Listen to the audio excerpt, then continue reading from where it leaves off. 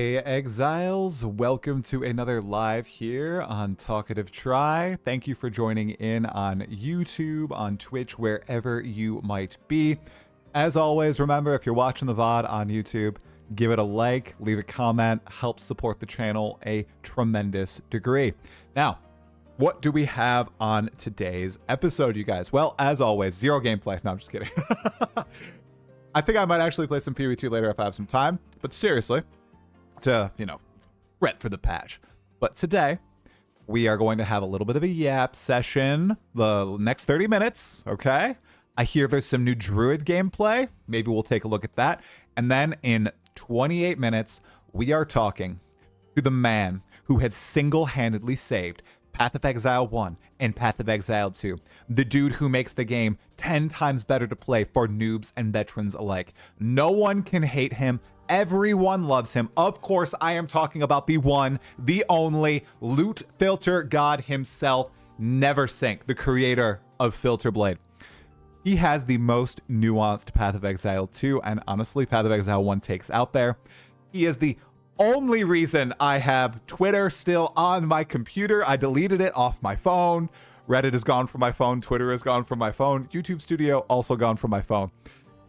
Been an interesting few days, guys. So that is the podcast we are starting off the hype train with for 0.4. Of course, tomorrow we have the interview with Jonathan Rogers. I have 54 initial questions ready for Jonathan, and about 50% of them have follow-ups. I will try to get through everything today, but it will be tough. It definitely will be tough. I'll try to get to all the burning community questions. If I have to skip over the questions I made myself, I will. Totally fine. But it should be quite the discussion. I'm pretty excited about it. So, and we can look at those questions, I think. Just zoom through them for anybody who's interested. You know what? I guess we could start that right now. Let's just give it a moment. All right. For people to get into the chat. Hey, Bogdan. Hey, Overly Casual Gamers. Hey, Kamikaze. Hey, Amascent. How you guys doing? Hope everybody's doing well today. Should be a fun stream. Should be pretty should be pretty chill. All right. Get into this. Yep, we're good here. Oh my goodness. Never change. Try. Fight the negativity and carry on. The negativity is fine. People can be upset and frustrated about the game. Of course, you're welcome to voice your opinion, but you don't. I'm not gonna poo-poo on people for their very upset takes. I will advise you to do certain things, but I won't poo-poo on you. There's no need to poo-poo on me. That's it. You're pumped for the Druid? I am pumped for the Druid. Yes, but will I actually play the Druid? Probably yes. But Warrior, Titan specifically, or Smith of Katava with bear form looks sick. But I will start with the Druid. I would never be blasphemous. I may have done a little bit of rage bait on my poll on my YouTube channel, guys. Remember, if you're watching live, we already got 155 people on YouTube. Smash that like button, guys. Seriously. Spread this to more people. Let's get as many people hearing Neversink's opinions as possible. He is a longtime Path of Exile 1 player. Are you still taking questions? It's worth asking. I already have that, DeBomb. I already have that as a question in rapid fire. Stoked for the update. It's going to be great fun as always. It 100% will. And you know what, guys? If I don't have fun, I will stop playing and I will torch grinding gear. I'm just kidding.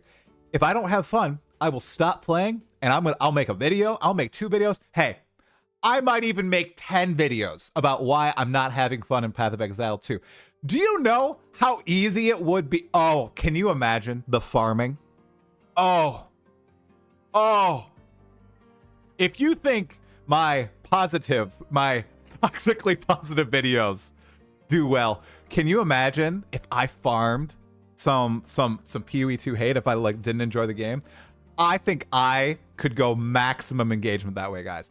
If I was a dirty capitalist, okay, not to insult capitalists, but if I was a dirty capitalist and I wanted as much money as possible, I think I could pump out a bunch of PoE2 hate videos. but I'm not. And honestly, guys, here's the funny part. Everybody ready? I don't think there's a lot of Path of Exile 2 hate out there right now. I think most people are pumped about the patch. I think most creators pumped about the patch. People are disappointed in the lack of endgame changes. Rightfully so. That's totally fine. But a lot of the creators, I have to give it to them. Not very toxic. Day one, I think people were, you know, they were playing it up, right? They were playing up the anger and the upset. Day two, everybody's chill. Even at the end of day one, people were vibing. You know, I popped into several creator streams. Small, medium, big, newbies to the game, tourists, right? Long established players, all that stuff. And everybody's really excited about it. So I will say that. Everybody from like, I don't know if anybody saw it, like Arrow on day one was very upset. He seems pretty excited now. You know, on day one, I did pop into Fubgun's stream after I ended my stream because I wanted to gauge reactions. He seemed pretty pumped too. Obviously, you know, Roa is stronger. You know, not Nerf, so maybe that's why. But I popped into probably 10 different streams and everybody was pretty happy. So I'm really happy about that. Oh my goodness.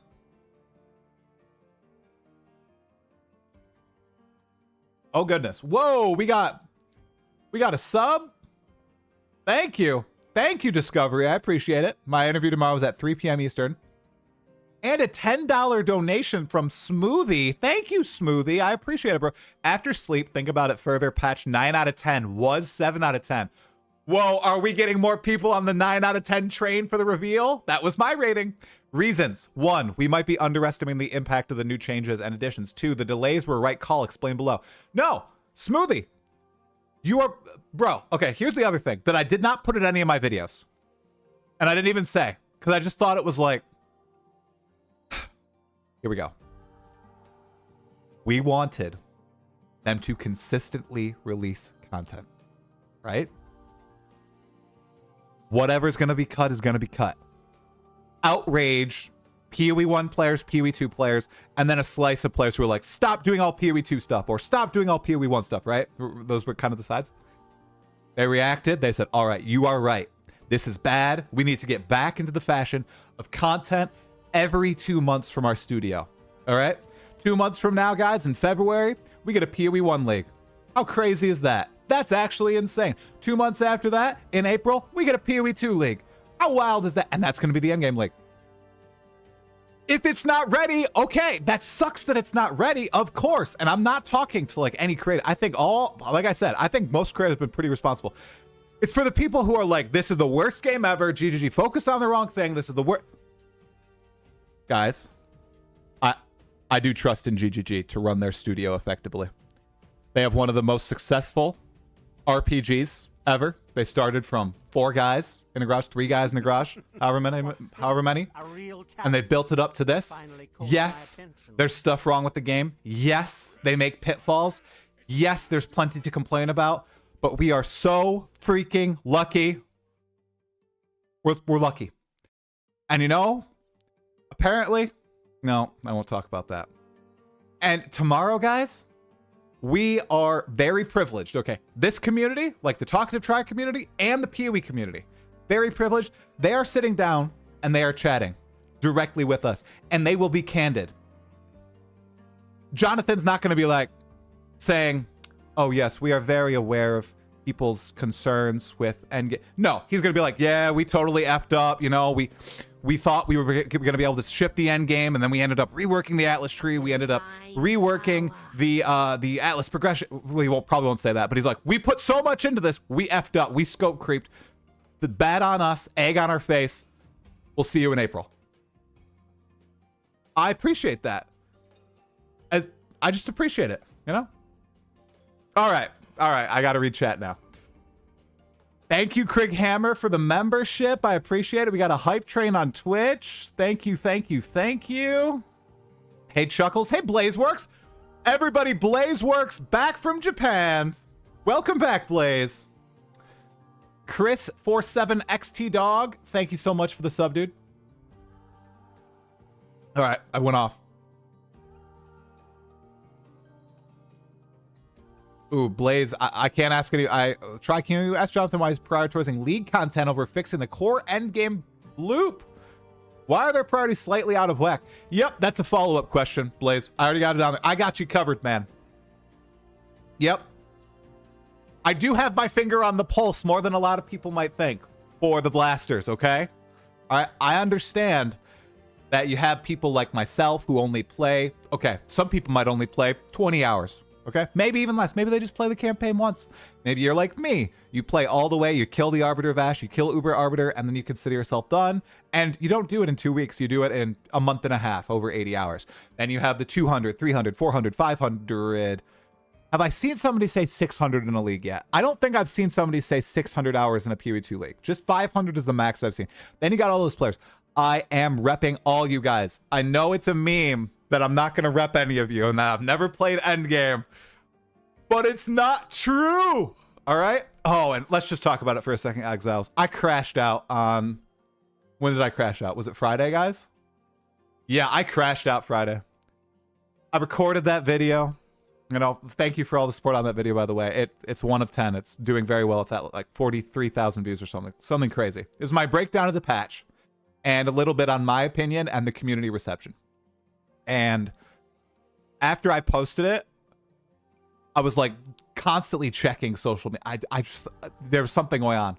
And I was reading a lot of stuff about me specifically. People conflate. People are like, oh, Try is upset about the negativity with the game. And he's upset that people are attacking grinding gear games. That is not why I get upset at things, guys. The only thing that affects my like mentality is when I read a whole bunch of stuff about myself that's either just wrong or like misleading or I don't know. Just when you read hundreds of stuff, and I know I should just not do it. I'm an idiot. I'm an idiot, right? I immerse myself in this stuff and I shouldn't do that, but I do. Or I did, right? And as I was doing that, I was like, wow, I feel like total crap. And I couldn't sleep the night before. And by the way, I quit energy drinks.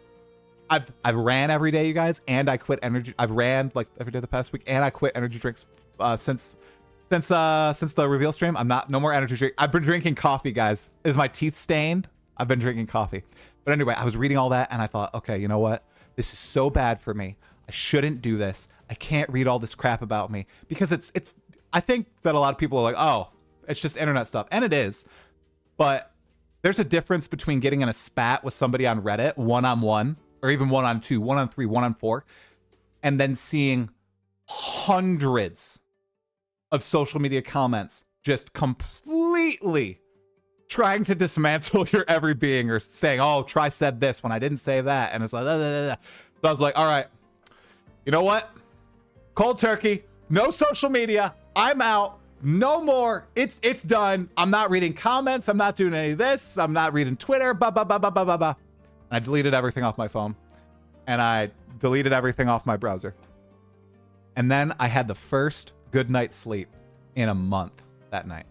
4-hour stretch. Can I get a hallelujah? Hallelujah, guys. 4-hour stretch of sleep. All right. My kid, oh, I just rip. Maybe no energy drinks helps too. Anyway, and I woke up, I talked with my wife, I thought it over. I talked with my brother, like my mods. Shout out to my mods, Harry, Omega Cybers. You guys talk, I don't know if you're in the chat, but thank you for giving me some real nice advice. These are just dudes, they're just playing PoE. And whatever, I won't say what they said, but then I was like, okay, you overreacted. Let's chill out. It's all right. These people are silly. All right. And I'll paraphrase, you know, just frick them, right? Frick these people who are outwardly saying all this untrue stuff. They are silly. Disregard. And then I deleted all the social media from my phone, but everything else is unchanged. All right. So that, and then yesterday, my wife threw a baby shower for my sister-in-law, and she was gone all day. So I had a day, dad and the daughters all day. I don't think I've had a day that's just us three ever. And you know what? It was exhausting, but it was also awesome. We had a ton of fun. And I was shocked. We didn't watch any movies or TV. I was like, I'm going to resort to the television at one point, right? But I did not. I did it. I stayed strong, dads. Parents know how tough that is. All right. Sometimes you just want to resort to you're just like, oh God, let's turn on Frozen. Let's turn on Paw Patrol. I just got to take, I didn't do it. We had a great day. And my wife's, the baby shower she threw went great. So I was pretty much clean yesterday, and then I logged back on last night, did some stuff, finished up the Jonathan interview prep, which, by the way, why don't I share that? We're not going to be able to watch the Druid footage until after the Neversink pod starts in 15. But I'll pull up the Jonathan questions. I've been ignoring chat. I'm so sorry. Let me just zoom through, guys. Yeah, it's not... I saw a little bit of confusion in Discord when I was reading through, and I was like, no, I am not... Oh, company. I'm so don't attack the poor company. No, it's don't attack me. It's about me. It's me reading crap about me that gets me like buzzed up, you know? So can I ask about Spectres? Spectres is not on my list. Spectres is not on my list. I can give you an amen because I can't spell right now. Let's go, dude. Hey, Loidus, I find the new leak will be really good for the game. I was personally looking for endgame changes, and I crashed out on GGG for the lack of endgame. But now I'm not a doomer anymore. I found that PoE 2 0.4 will be great. It has good changes for the average player, hello, and for the players who want meaningful combat, hello. And I'm really happy for those people. And now I'm even more hyped about Druid because of how many new playstyles it'll bring. So I feel like 0.4 will be the best patch. Loidus? Bro, if anybody doesn't know, Loidus is very active in the Talkative Try Discord, which, by the way, you can join it if you'd like. What? Are you memeing on me, Loidus? No way, dude. Are you? No.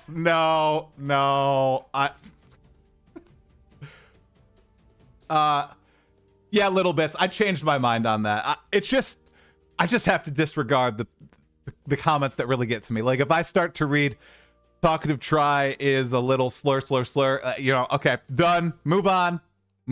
Disregard. Don't read the comment thread. Don't read the chain after that. Bad idea. You know, Talkative Try has never played the endgame in PoE 2 and said players who play it should not be catered to at all. Whoa, hey, whoa. I didn't say that. I don't say that, guys. Come on. You're super serious? Okay, Loidus. Good for you, bro. Good for you. Okay. I am a gooner. Oh, no. First time chat from you, Hunrak. That's your first chat in here? That's what you want to do? Okay, I see how you are, bro. That is not the right screen. That is the right screen. Okay. Flashbang warning. Okay, so I'm just going to scroll through. If you guys want to, like, see the questions I'm going to ask, you can go ahead and ask them. I just have that. So this is the way, like, the mods and me, like, we touch this. Also, it says non-sharing because last time I shared this on stream, somebody typed in the Google URL and started editing my shared version with my mods on stream. Oh, what a disaster. I have learned from that disaster, guys. So these are all my questions.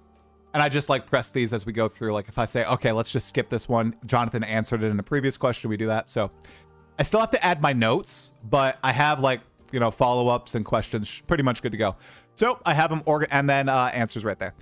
So I have them organized by category and then topic. So we have burning community questions, which are like priority essentially. I'm just gonna scroll through. I'm not gonna read everything, but if people want to review, they can. And if I end up not asking something that you guys really want me to ask, I'm very sorry, but here you go.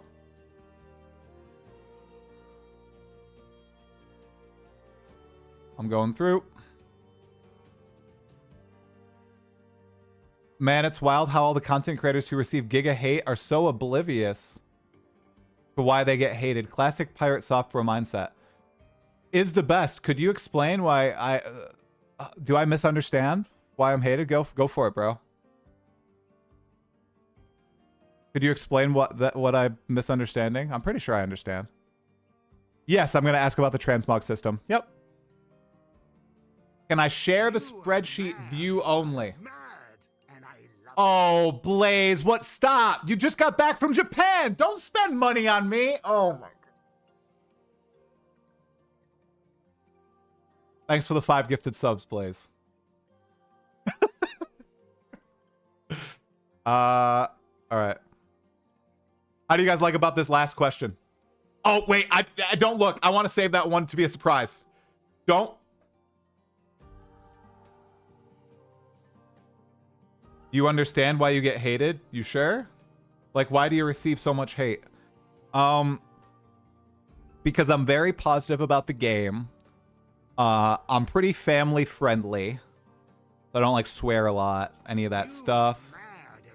I don't like have extended sessions where I'm just crapping out or crashing out on the game.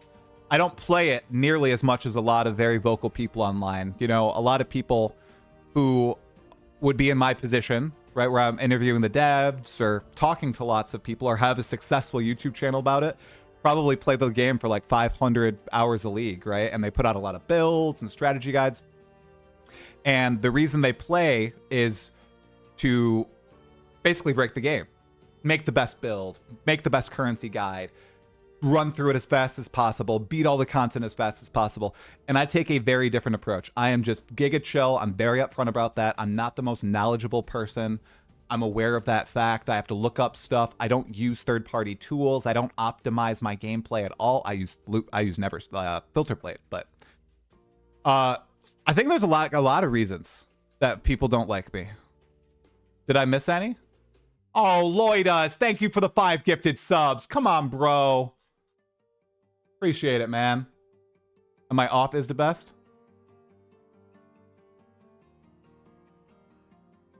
This is what I'm talking about. He actually believes he gets hated because he doesn't poop on the game.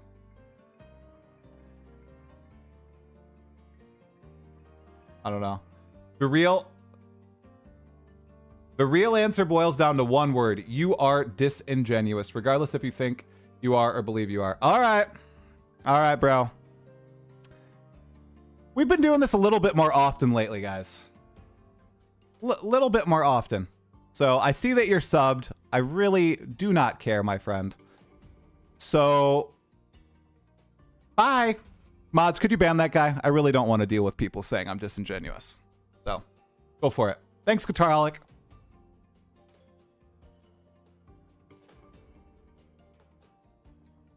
You got gifted a sub. Thank God. Oh. Oh. All right.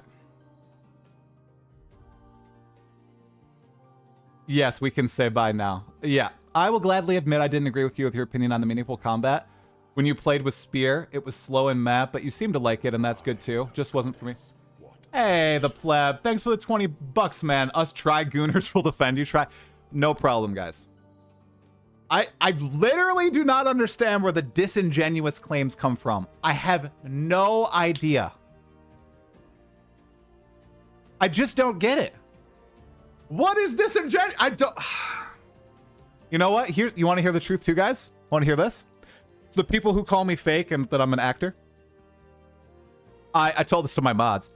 I had to act Friday because maybe I did a bad job acting because people were like, why are you so down? Well, I had to act like I was like okay with like all the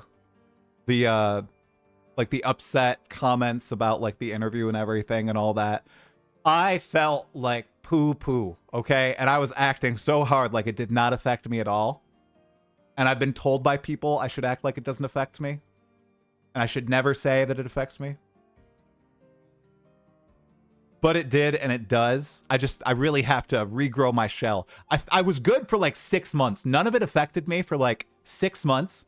You know? I took that break and everything. I don't know if you guys remember. I took that break, blah, blah, blah. Oh, the past, ever since GGG announced that I would be chatting with Jonathan, it did affect me a little bit, guys, and I was not feeling great. And I did have to act on stream like I was okay. So I don't know if you guys saw that, but...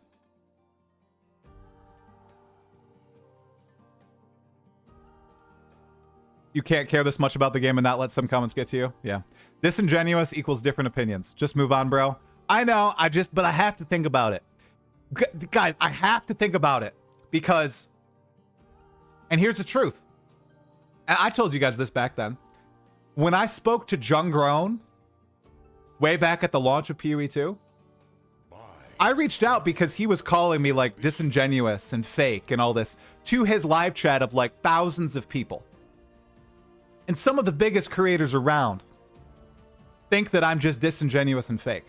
And they say this to their very large audiences. So I do feel like I have to address it in some regard and try to suss out why people think this. But I can't. I don't know. One day I'll figure it out. One day. I think being too positive is genuinely a big part of it. There was a wall of people on Reddit complaining about you smiling too.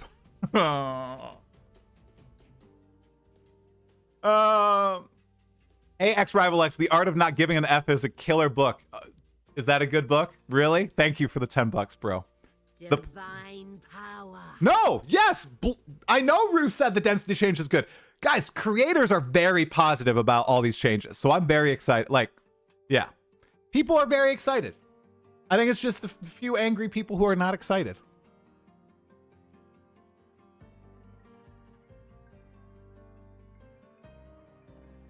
Ask for an option to hide the UI. Maybe I'll be able to follow up with that. It's not on my list. You asked Jonathan for an interact keybind, like a left click, but on a keyboard. Do we have that? I know they don't like me. I get it. Like that episode of Everybody Loves Raymond. Zoom and Goon. Now that is a saying I've never heard before. Which form am I going to be using the most? Great question, dude. I think Bear. No, I don't think Bear. Bear looks the cool. Sorry, I misphrased that. Bear looks the coolest from me watching. However, there's a difference between watching and gameplay. And I've loved the Monk. Right? Level 95, 2 leagues with the Monk. I think I might gravitate toward that wolf, dude. I think I might be a wolf boy, okay? So we'll have to see. I'm going to start trying to make the bear work. But the wolf looks cool, and I might move toward the wolf due to historically how I played the game. Nayorai, thank you so much for the prime, dude. Sorry I missed out on that.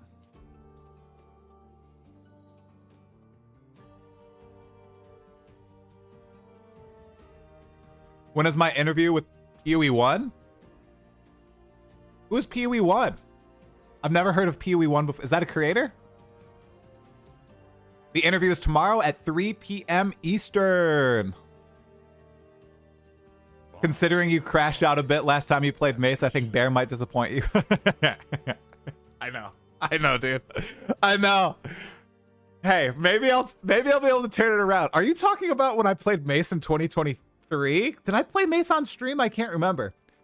I've played Mace to Act 4 and then Act 4 and then Ruthless. 2 leagues now, and I haven't liked it, so you might be right, dude.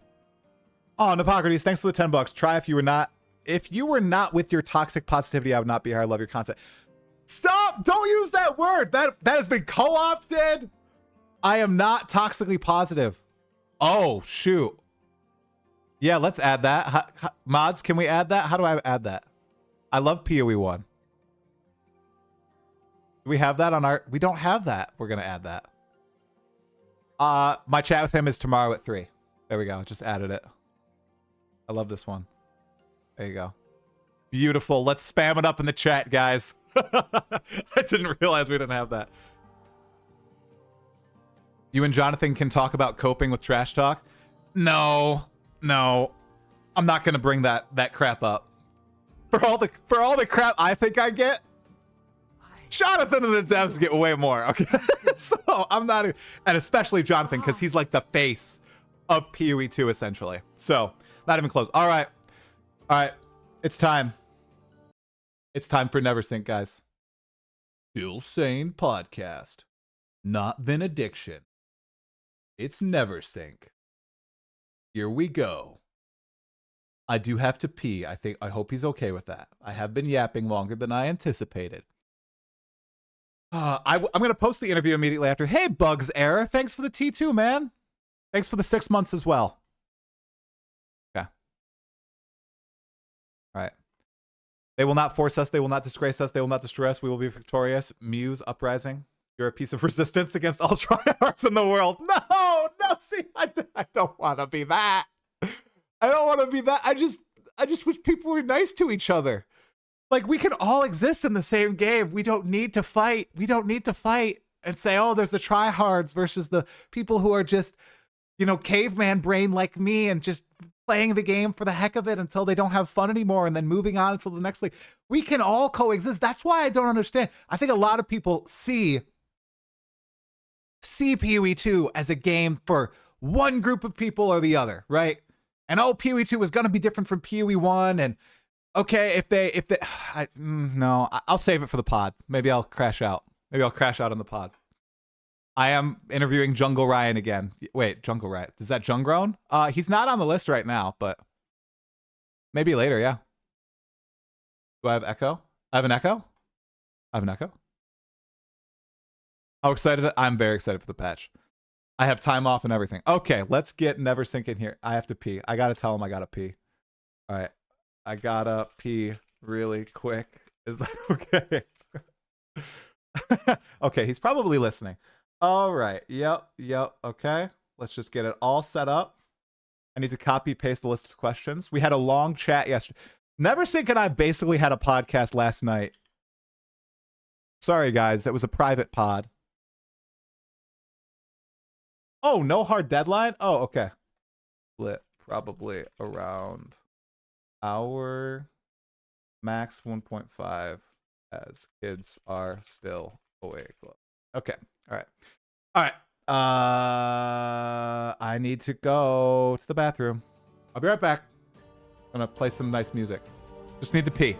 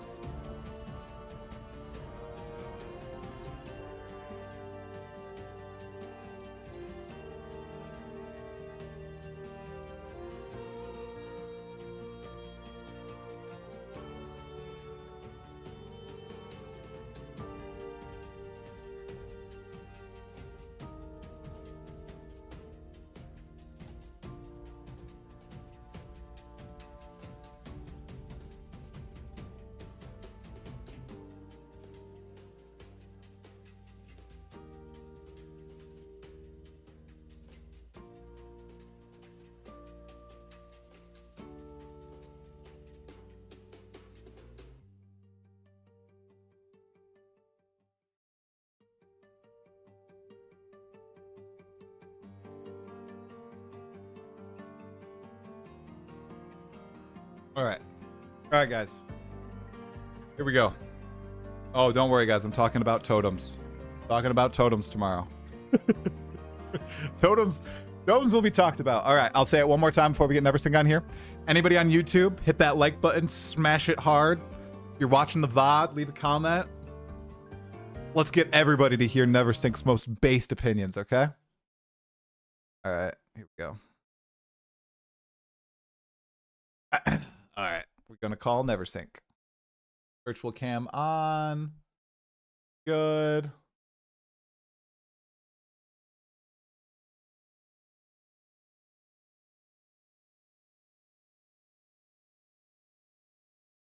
All right, bye-bye, everybody. Well, I will have chat open, kind of. So, not a true goodbye.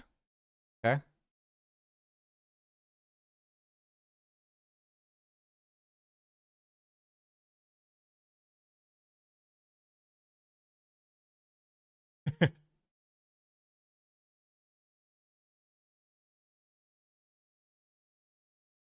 One sec. He has a question before he hops on. For his own sanity. A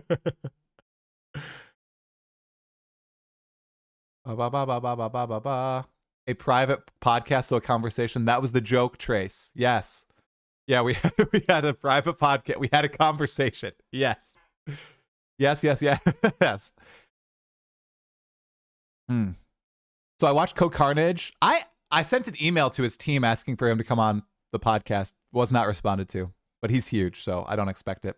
And when he was coming up, he used to get a lot of accusations of being fake and disingenuous because he always tries to be positive and avoid negativity. It reminds me of a lot of what happens with me. Thank you.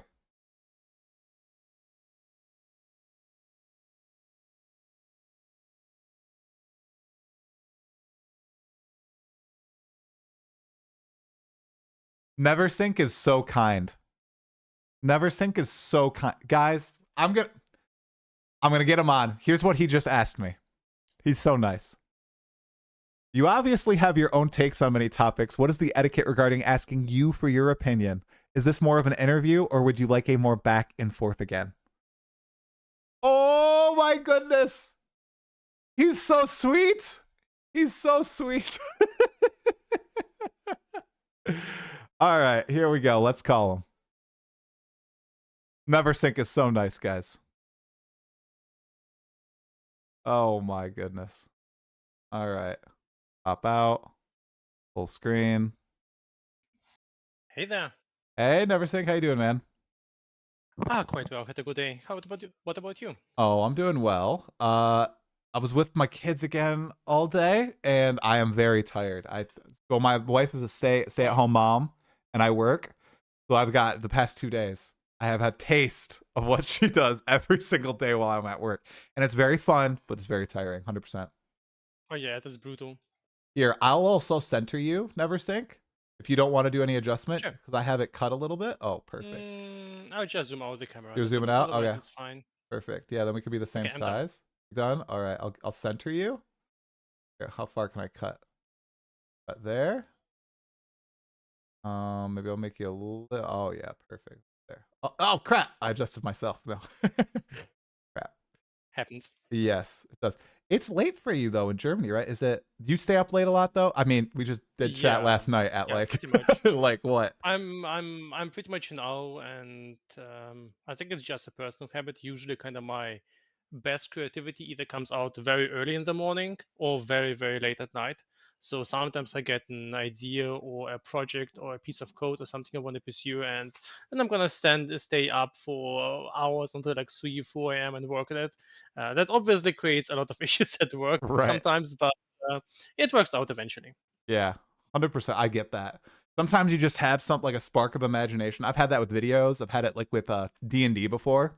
Sometimes when I used to like run D&D, I would have this idea, and then I just start typing, and I'd look at the clock, and I'd written like 30 pages of lore and everything, and it's like 4 a.m. And I thought, oh my gosh, this is crazy. All for this imaginary world. Are you playing your own D&D campaigns? Oh man, dude, I used to run every single week for 15 years, and then I had kids. Whoa. Yep. And it's so much harder to play consistently because it's 4 hours. It's usually at night, right? So, because the whole thing I think with D&D is, I mean, it's a lot like other things in life. You got to be consistent, or it just like the group will die. So. Yep, exactly. But I used to play a lot. I know you said you've been playing a little bit of 5e, right?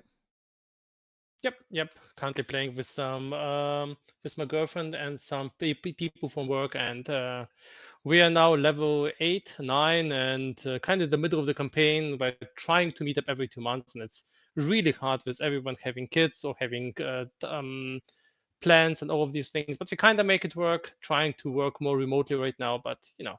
Right. Now, are you guys playing your own campaign, or like is the DM making up the world as he goes, or is he doing it, or is she doing it from the book? They are doing it themselves. It's very homebrew. There's like a lot of different rules there and special adjustments, and everyone's disappointed because we can't take any class we want. So we ended up somehow having 3 warlocks, but that's a different topic. Oh, okay. Wow. Okay. Okay, guys. How's the sound on Neversink? I've adjusted it. I think it's good. Could you give me a test for everybody in the chat? You guys got to be active. Let me know if he's too quiet, too loud, whatever. All right. Hello, everyone. Welcome. Wait. Hello, everyone. It's terrible. Hello, everyone. It's nice to be here. Thank you so much for the invite. I kind of went into streamer mode and instantly started talking the wrong thing. No, dude, that's so perfect. That was perfect. Everybody says it's good. And I don't know if you were listening, but I read out your very kind message saying, "Can I ask you your opinion on stuff, or should I just answer questions and go?" That's so kind. No one's ever asked that before. That's actually so nice. Yeah, we could just have a chat. It'll be chill. It'll be good. All right. I know we both Perfect. have like pretty strong opinions on a lot of stuff, and I think we might differ in some areas. So yeah, it should be interesting. Okay, so if everything is good to go, thank you, chat, for confirming that Neversink sounds good. I will give us a little YouTube intro because I'm going to upload this as a individual video after, and we can just get right into it. Sound good? Yep. Okay. Perfect. Awesome. Okay. 3, 2, 1. Hey, Exiles, welcome to a very special episode of the Still Sane podcast. I have with me here the loot filter legend himself, Neversink, creator of Filterblade, to talk all things Path of Exile to the Last of the Druids. We are just about 3 days after the reveal. We've had time to let our reactions simmer, and we're going to break down everything that we think about 0.4 here today. So, Neversink, to get us started, I'm very curious. You're sitting there at home late at night watching Jonathan and Mark unveil 0.4 to everybody. What was your immediate reaction once the presentation ended and we were flowing into the Ziggy D interview? First of all, hey everyone, nice to be here. And when I've heard Jonathan speak, first of all, there was some disappointment regarding the endgame thing. I can't deny that. That was definitely when there was like, I was like, and that's it? No endgame? No Atlas changes? No new content there? And the second thing was, wow, the tooltips this time are so long, I have to review everything again because the skills have like 5 pages of different special effects. But then there was some short moment of disappointment. But then I started reading the patch notes, and the Ziggy D interview dragged on a little bit too long, in my opinion. But then I read the patch notes, and they were like full of really awesome changes. I haven't even touched on that. It's been like 50 buffed uniques, a ton of really cool improvements to skills, and overall now I'm just very much hyped for the league. Maybe I'll play it for a little bit less than other leagues because no endgame changes, but I will definitely be no-lifing the Druid for at least a couple of days or weeks. And yeah, very much excited. What about you? 100%. Yeah, I was extremely excited after that initial reveal there. I knew 100% that the endgame changes were going to be disappointing to a lot of people. Personally, and that's the key word here, it didn't affect me as much because I only play for, I think, max 80 some hours PoE2 during a league. So I don't grind the end game a ton. And, I'll love them when they come, and I'll play the end game. I play all the way through to like Arbiter. I kill the Arbiter every league, but I don't grind it. And I feel like there's not a lot of depth to the end game still. And that's one of the key facets of PoE. It always has been. It's why it's blown other ARPGs out of the water. And they've known that this is an issue since 0.1. And it's a year now. So I think that's why a lot of people are very disappointed, especially since it was the end game patch and it got cut. So yeah, I was like 8 out of 10 right out of the gate. And then I mulled it over a little bit. And then I was like 9 out of 10 for me personally. But I understand. I see a lot of like people like 5 out of 10. Some people are like 3 out of 10 because they don't care about the Druid. So I imagine if you're an endgame player and the Druid does not look enticing, you're probably not too excited for this patch. So Oh yeah, definitely. But there's this thing about GEG, and this is somehow what I've already said you this phrase, but this is how I really feel about them. They are not a very reliable company. You can't always rely that the changes you want will be in the next patch notes. But what you can rely on is they're a very consistent company. You can pretty much always tell that the next league is going to be better than the one before.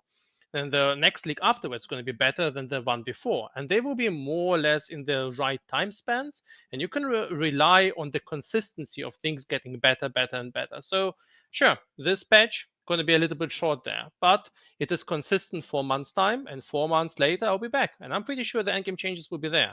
So a little bit less time here, a little bit more time there. After playing the game for over 10 years, somehow maybe I became a little bit more abstract from the idea of a single league, and so I'm perfectly okay with that. I'm still very excited for the Druid. I've been very hyped for it since quite a while, and the class does look very good with some little caveats. 100%. We'll dive into all things Druid in a little bit. I wanted to ask you a little bit about Endgame and the fact that there are, I think, some pretty significant changes that will alter the Endgame itself, even though there's nothing sweeping. Okay, there's no Atlas Tree revamp or anything like that. With what's happening, I'm curious, the Arbiter of Ash, it actually has a goal now. You have to kill him to unlock the ability to really juice your maps and upgrade the tablets to rare.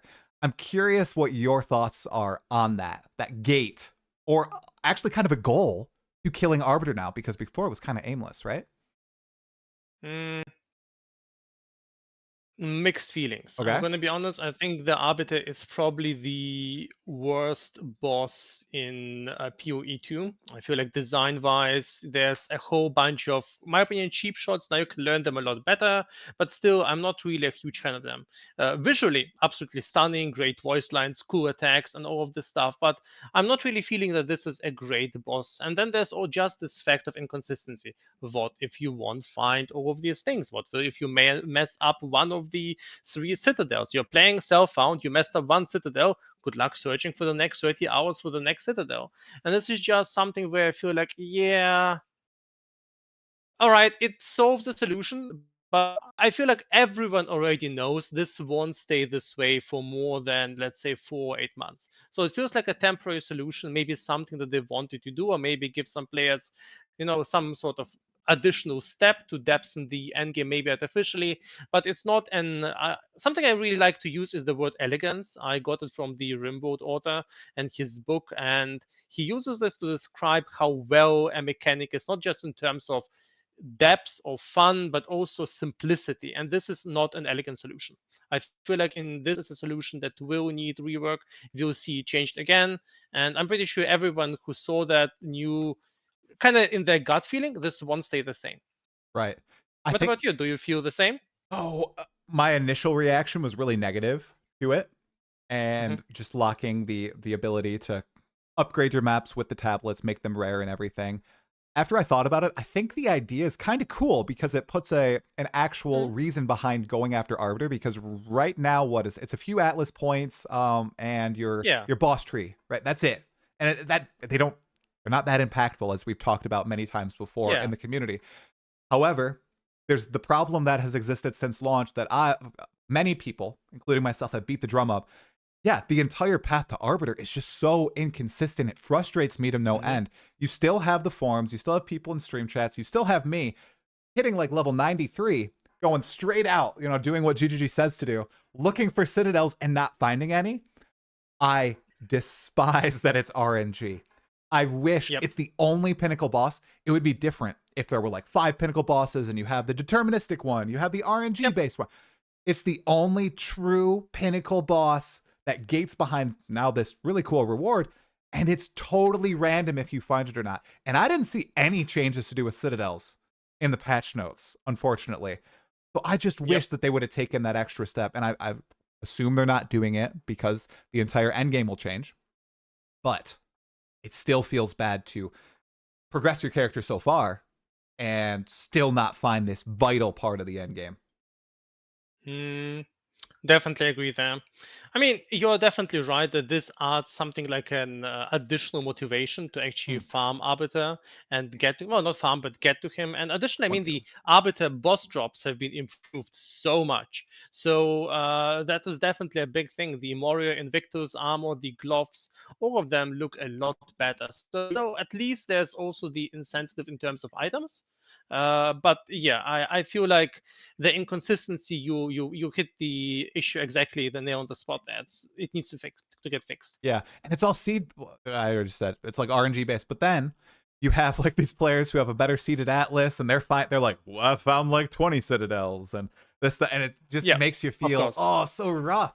I just wish it was designed a little bit different. I personally think, if they have these system wins from PoE 1, in my opinion, such as your path to the first time you fight the Searing Exarch and the Eater of Worlds, maybe that should, like a version of that could be lifted into PoE 2. I love that it's very determinist. You know exactly what you need to do.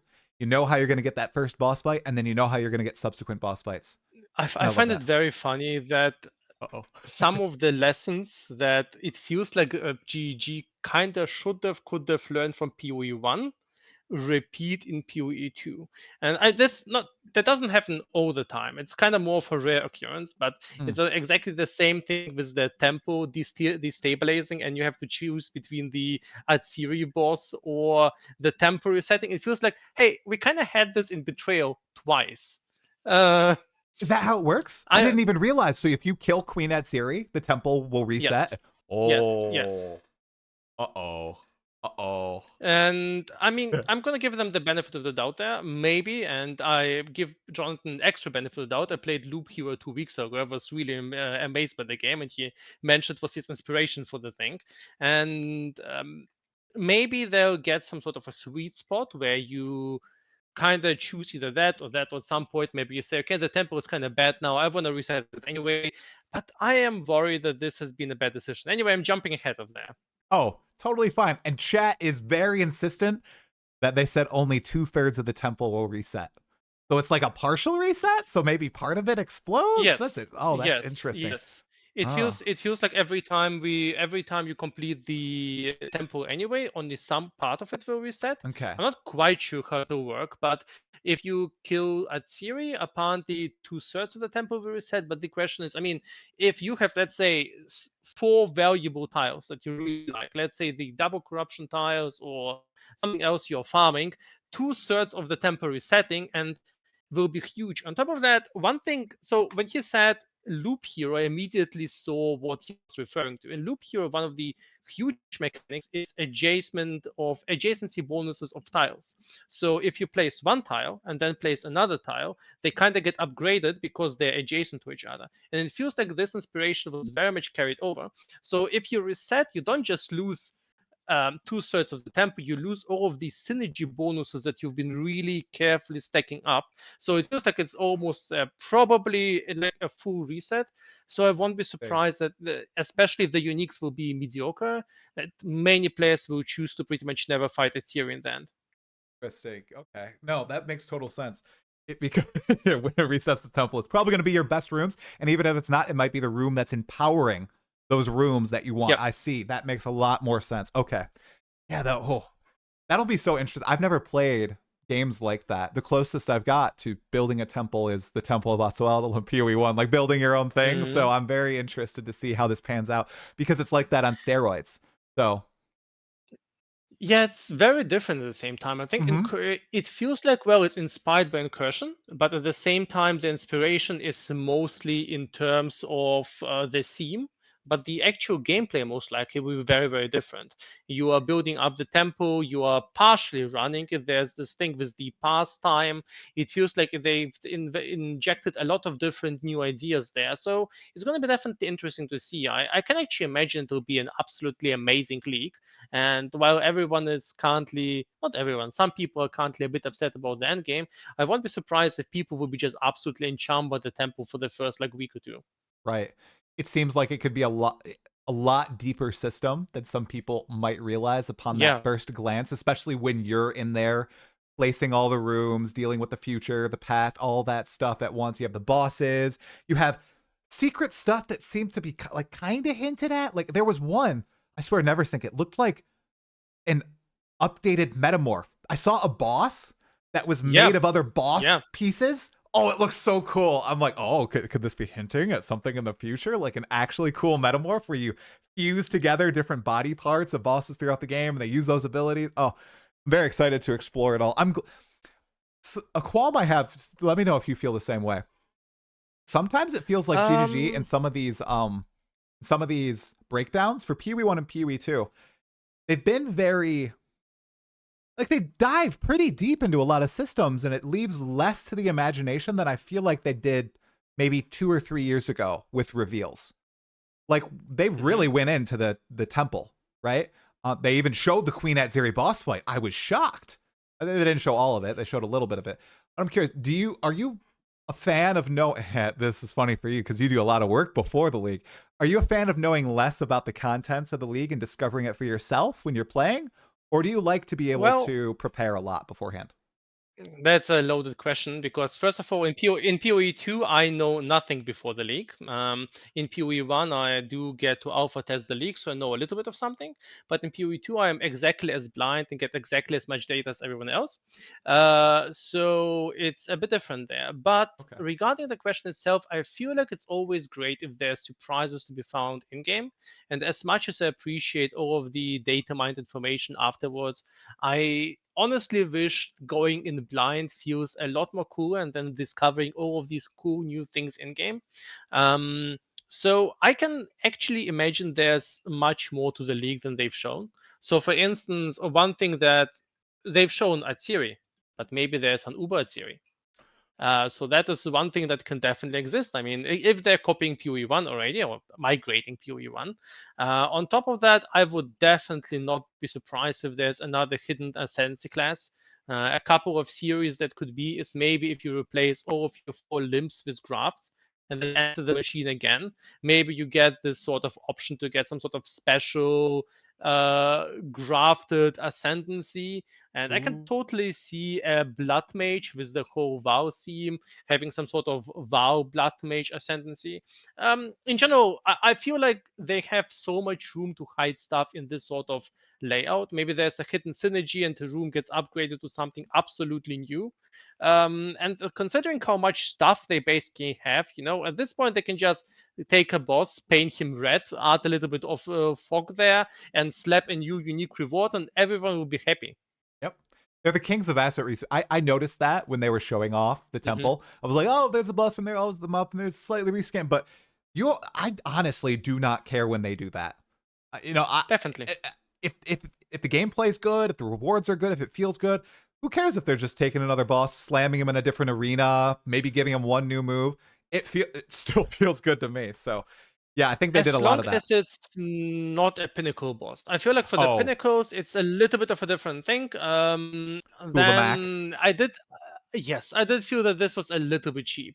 Kind of on both ends because both Kulamek and the Despair boss thing, both didn't feel that cool, and at the same time their visuals were taken, and overall it felt a little bit underwhelming. But everything else, I just want to tell it, everything else about the Abyss League, except for the Kulamek thing, was absolutely amazing. I absolutely loved Abyss. It was such a cool league. Yeah. I know we're skipping around the notes, but on that point, obviously, Abyss added to the core game. It has its own tree.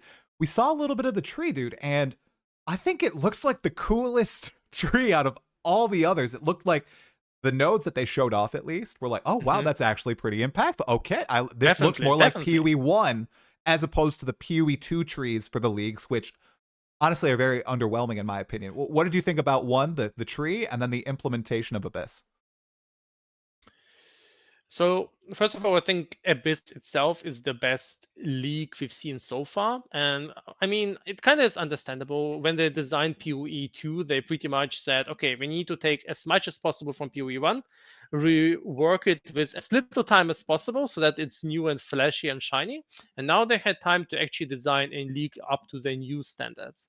And so the tree is also designed specifically for the implementation with all of the experience and negative and positive feedback from the past year.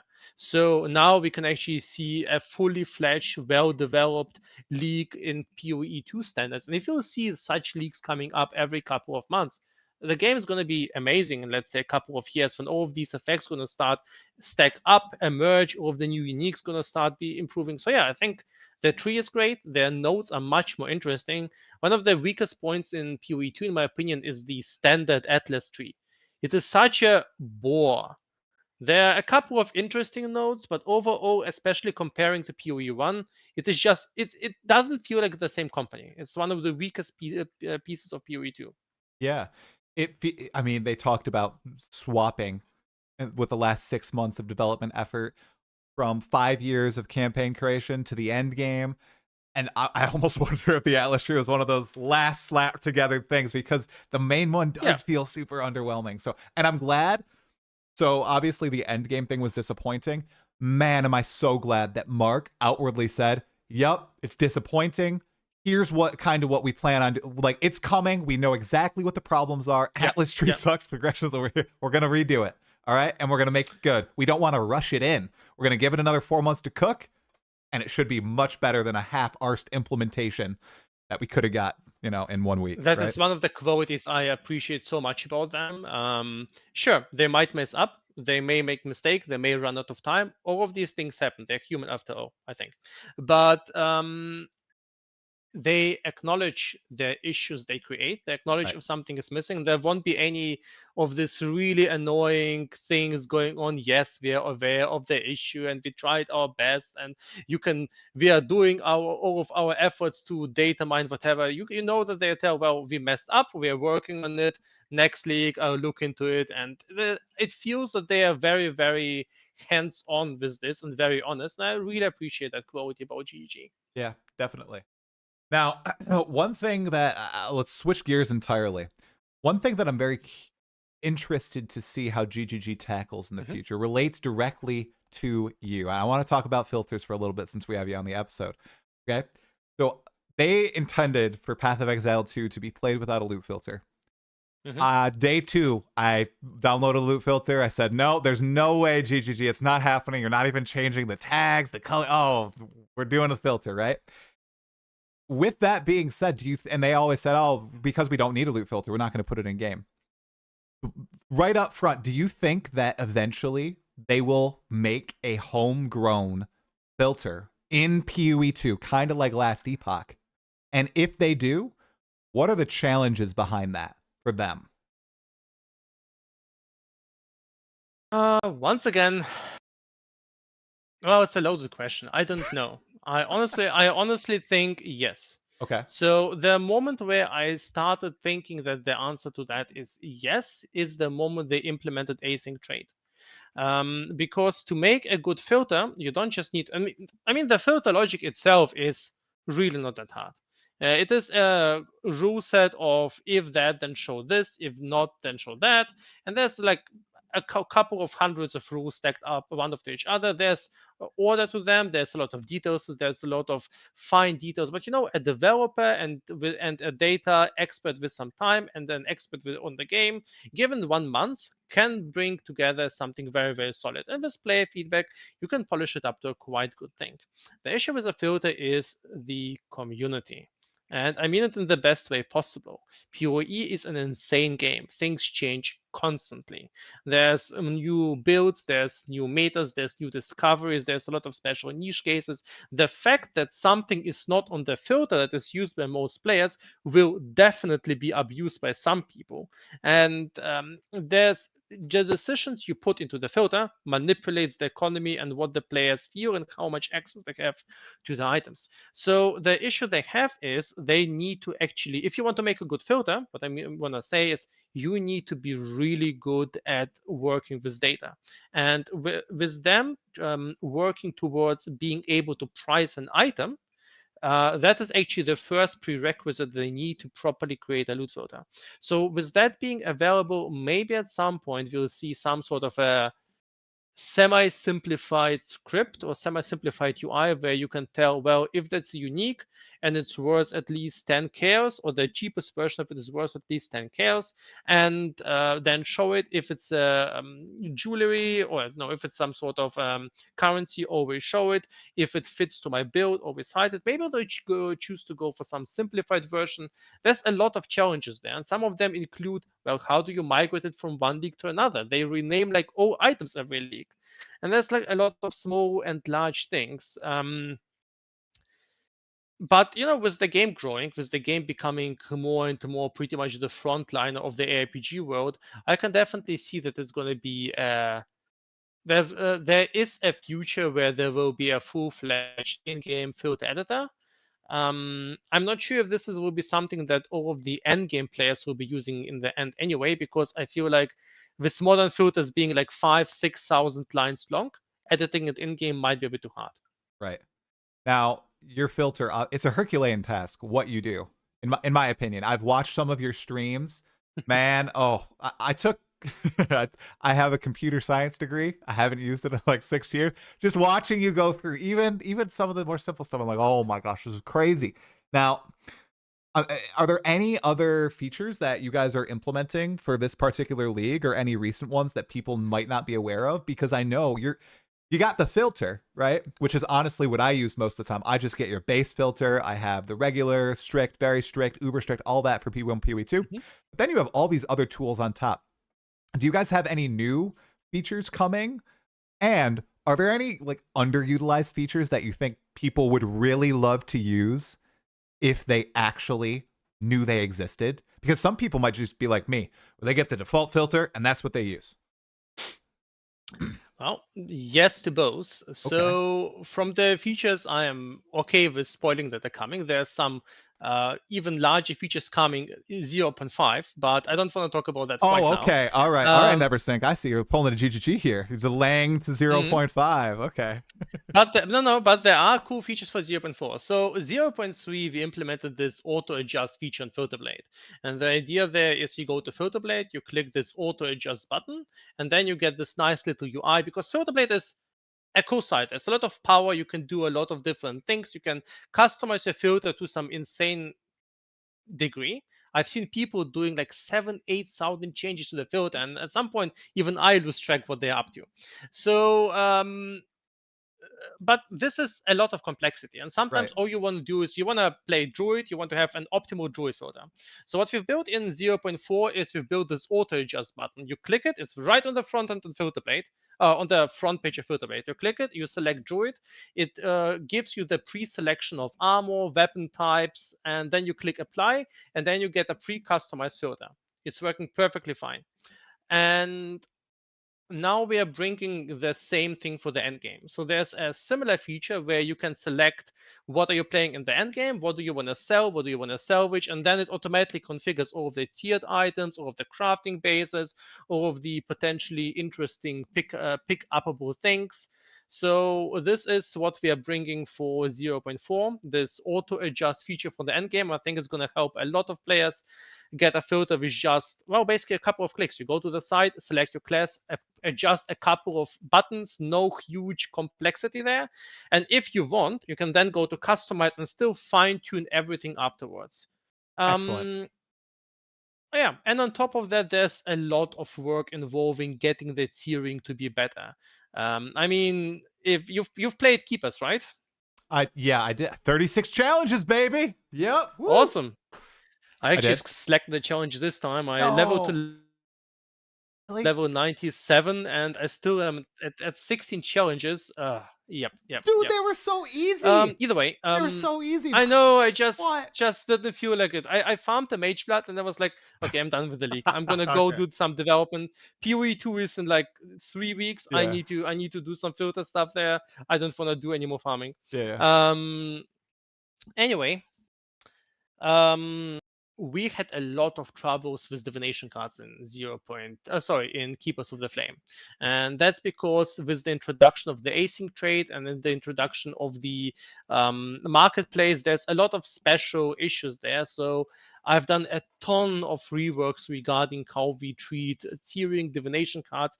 I found a whole bunch of new ways to isolate market manipulation that are done by the players. So I'm bringing in all of these things into the filter generation. So the filters update every couple of hours. I'm bringing all of these things in for PoE 2 now, and I hope the tiering in PoE 2 will be even more accurate. So if you find a currency, or if you find a unique, you can pretty much know that it's definitely in the price range the filter displays. And that is always kind of a bit of this extra challenge that for a while there was a card that was worth 1 chaos orb, and it was displayed like it was worth multiple divines because I didn't catch this one special case of stashes and the marketplace being manipulated at the same time. But now I have this covered. So that is also something I'm very excited about. Just it's nothing fancy, but it's there's a lot of work to create just super accurate tiering. Well, we appreciate you. You and Sir Gog are trying to fight against the market manipulators in PoE 1 and PoE 2. Now, I'm interested to hear, do people ever accuse you of manipulating the market when you're making filter changes? I know you don't do it. I'm not throwing any accusations, but do people ever come at you?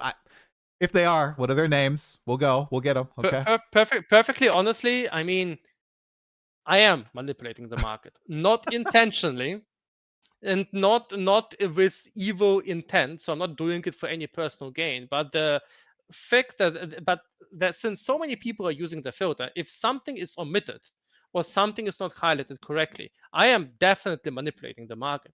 It's not done with any intent of doing any benefit there. But for instance, one of my banes of existence were definitely the over quality items in PoE1. The items that kind of like exceptional that drop with quality more than 20%. So I had there was these, I think it was the Waller gloves. I had them highlighted if they were at 27, 28, 29, and 30%. But at 25% quality, they were worth, I think, like a couple of chaos. But at 26%, people were still selling them for like multiple divines, and I was not highlighting them. That was already a market manipulation. So and there's a lot of these super niche scenarios where between level A and B and this sort of quality and this type of double corruption and this type of niche case. So yeah, there's definitely unintentional market manipulation. But honestly, at this point, after 10 years of playing PoE and playing a self-found like half of the leagues, I don't have any personal reason to manipulate any markets. And in addition to that, I do value my reputation and standing with the community quite a bit. Um, so it's just not something that is at any point reasonable by any stretch of imagination. Which league, if you remember, was the most difficult in PoE1 or PoE2 history to update the filter? Is there any that sticks out to you? I don't think I asked you this when we chatted last year. There's a bunch of really harsh leaks. So there was this very, very old leak. I'm not sure which one it was that added minimap icons, sounds, and beams at the same time. And it was, I think it was Incursion or something, and that was just a huge overhaul on the filter. Then 0.2, the Huntress update, they've renamed, I think, 300 bases. Yes. And there's no way to alpha test that for me. And there was like just 3 days to get all of that done. So that has been a huge mess. And the way I remember Settlers of Kalgur, that has also been hugely complicated. There were the over quality bases, there were the new endgame bases. Heist was also tricky. But yeah, I was very happy that Settlers was very chill. Settlers was very easy to update. But this league, I am imagining it is going to be really, really hard to do. So 0.4 will be like a 7 to 8 out of 10 in terms of difficulty. There's the whole new talisman things. They renamed a huge amount of bases. There were already talismans in the game, so they will rename all talismans to something else, and this needs to be migrated on Filterblade. This needs to, and if any, one single item has one wrong letter in this 500 kilobyte document or something, the filter will not compile, and I can't test it. So it's going to be fun. Wow. Okay. I do not envy you. I appreciate you coming and taking the time to do this. I know the work is about to begin. When does it usually begin? Is it a few days before when they provide a certain file? So we have this. It's 3 weeks before the league start. Okay. So I've been working. So we start working on new features 3 to 4 weeks before the league start. We're pretty much. So I've been working on this new update since a couple of weeks already. But it's not been, it's not full time. It's a couple of hours every day, maybe it's every couple of days. But then usually. Now I'm actively working on the endgame adjustments now that I know the patch notes. So I'm retiering all of the uniques. I'm doing a lot of the tiering adjustments. So it's not just putting an item to a different tier. It's basically teaching an algorithm to treat a new item in a different way. But then once the filter file is there, that's of course super concentrated, as much time as possible, sleep minimization mode. But yeah, a couple of weeks before the league start is usually when I start working on new features. Okay, one more filter question, and this I don't know I truly am curious about this. So with this patch, we're kind of getting Thalborn uniques in the temple with Val uniques, where there's this crafting thing where you can remove a mod and add a mod from a unique item. And the way I heard it, it was kind of random. So you can remove any of the mods. You can remove the downside from the unique and add a nice modifier. Does the filter? Will the filter? Can it read mods on unique items? Like, say it remove it can't. Okay, because I was gonna be like, okay, what if the example I saw, Hate Forge, the removes the thing Yes. at max rage, if that's removed, would the unique like have light up the entire temple when it drops or something?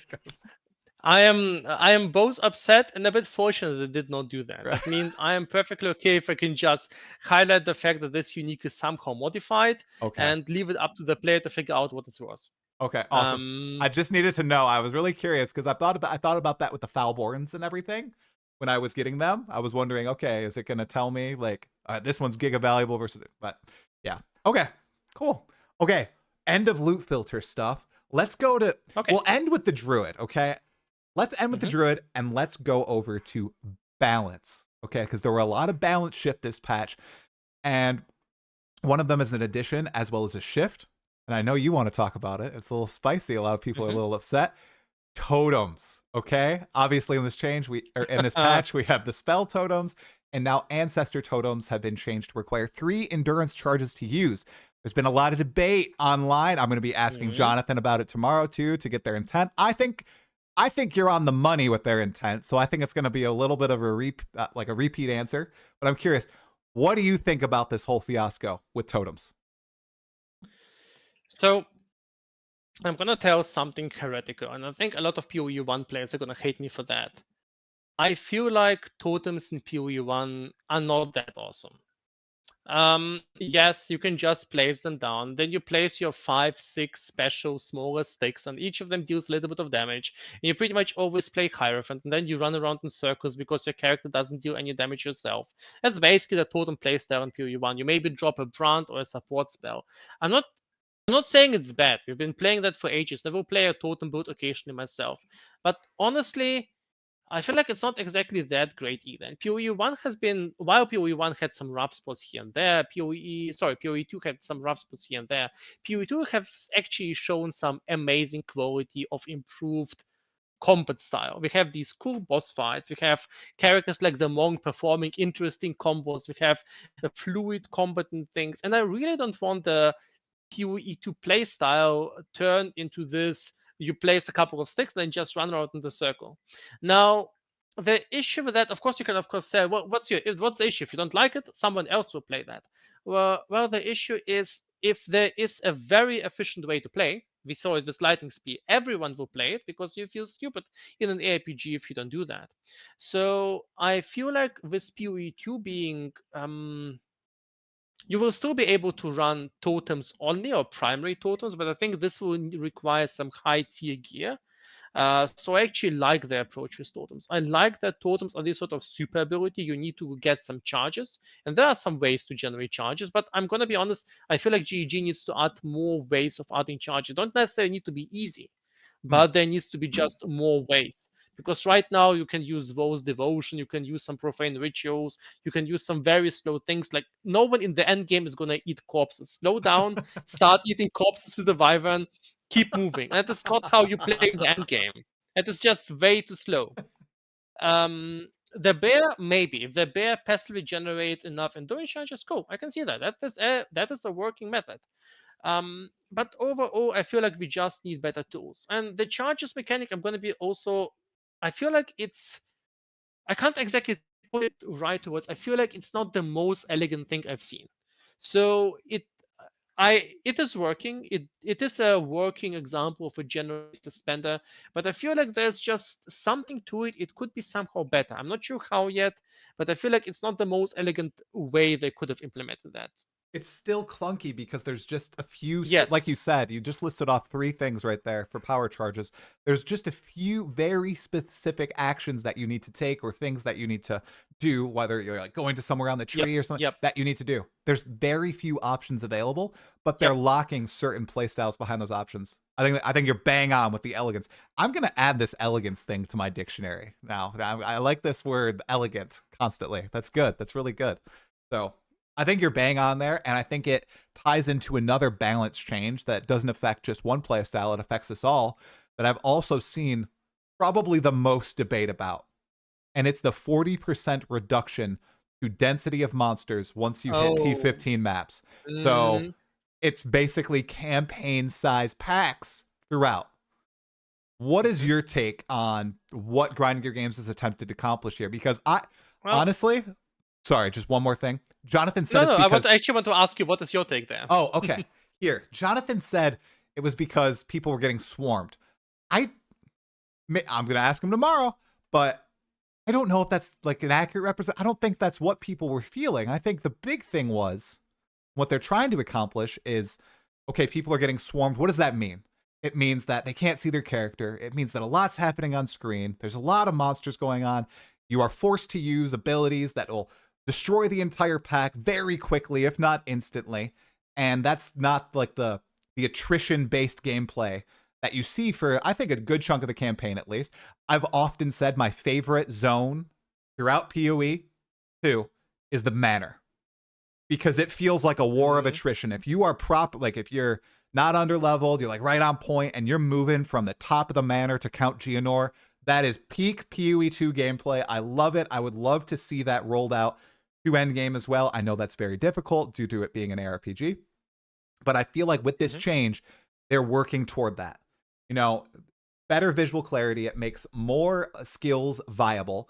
It should make more like defenses viable now, because now you're not getting peppered by a bunch of extra monsters too. So it's kind of an indirect buff to defense.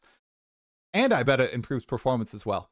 So I think there's a lot of pros here. It goes back to their original vision of the game, because last league, I'll stop my yapping after this, I thought it was over. Okay. I thought it was totally over. I played Abyss. I did so many Abyss maps. I did lots of endgame juicing, not with like three towers, but okay, max tablets and everything, right? 6 mods, corrupted it, whatever. And I could not see my character. I was playing Ice Strike Monk Hollow Palm technique. So I would just shattering a palm in, and then just start auto-attacking, and everything would blow up. And I'm like, oh, yeah, this is fun and everything, but it's nothing like what I expected PoE 2 would be. Yeah. Feels a lot like PoE 1. Okay, that's what I think. Neversink, what do you think? I think we agree on most points here. So when they announced PoE 2, they said it's not going to be exactly the same as PoE 1, and it's supposed to be a different game with some more refined combat, with some difference and so forth. And I actually like this idea. I feel like PoE 2 can and should try to have a better identity. If it fails, they can still roll back and do everything PoE 1 style. But honestly, the way I've been playing last leagues, it's kind of the same thing. I've been just moving through the map, sparking all over, the huge amounts of explosions from Carrot of Ice and Carrot of Sun, they're everywhere, monsters dying everywhere. And if you see like any lightning arrow gameplay, it's not like they're aiming. It's just Nova projectors in all directions. Everyone fires in all directions. Everything chains in everywhere. Explosions everywhere. And yeah, I suppose it's nice. On top of the Delirium Fog, and you've talked about that enough yourself. But this is, sure, it's just basically a loot pinata walking simulator at this point. And I honestly I feel like the game deserves better. I feel like with all of the mechanics they've put in, with all of the combat options they've put in, with all of the interesting monster and boss types they've put in, I like the idea of combat being a bit nuanced. Now, I still think players can and will break the game completely. Let's be honest. Monsters having 40% more HP, that's stopping no one. That's stopping I'm not talking like super crazy build makers. That's stopping really no one. It's like one upgrade away for every player to just reach the same level of power. I don't know I don't know if the swarming exactly was the problem itself. The problem, in my opinion, was that there were pretty much all monsters felt swarmy except for the rares. So I feel like there needs to be challenging fights in the maps. And then you can have some swarmers, and you need to take them out quickly, and you should have to take them out quickly. But there should be the combat shouldn't be so streamlined. Just you can just use the same ability to go from A to Z in the map. You don't need to navigate, you don't need to evade, you don't need to do anything. So I feel like this kind of demanding that the player does a little bit of minimal effort. And I'm not saying they need to combo everywhere, but just a little bit of effort is probably not the worst thing. Yeah, and something there sticks out to me. So in D&D 4th edition, RIP, worst edition, I'm going to stand by that. They had different monster types. They had like bruisers and snipers and healers, right? You just said there needs to be swarmers. Totally agree. I feel like once you hit endgame a lot of the time, monsters also lose their identity. And that's why I will hark on this. I'm not saying we need Dark Souls where each boss has its own identity and each monster needs to be like, no, I'm just saying you should know, oh, shoot, there's the goblins and the goblins, they're going to swarm me. They're going to get right up on top of me. Oh, here are the giant vulture demons. Well, we got to watch it. They're going to do big leap and they're going to slam down. You got to be a little careful. They're going to be a little tankier. You might need to do a little kiting, right? Just a little kiting. I'm not saying you need to kite through the entire map, you guys. Yes. But Yes, like absolutely. the different they should give different feels. That's what I always imagined with PoE 2. When I chatted with like Jonathan a long time ago, he said, "Oh yeah, rare monster versions of regular mobs will have an extra attack, like a special attack to them." You know, they ditched that. Obviously, very sad about it in favor of just the rare mobs. But that excited me so much because I thought, "Oh wow, the monster design is great." But it dies the moment you hit endgame. It all becomes swarmy. You just blow up everything up, and like you said, you kind of walk throughout the map, just killing everything. In the campaign, I do feel like I am engaging with the monsters a lot more, or I did with the builds that I made, and I thought that was really fun and different from PoE 1, different from Last Epoch, different from D4. Yeah, it was unique. I really enjoyed it. So one more note on that.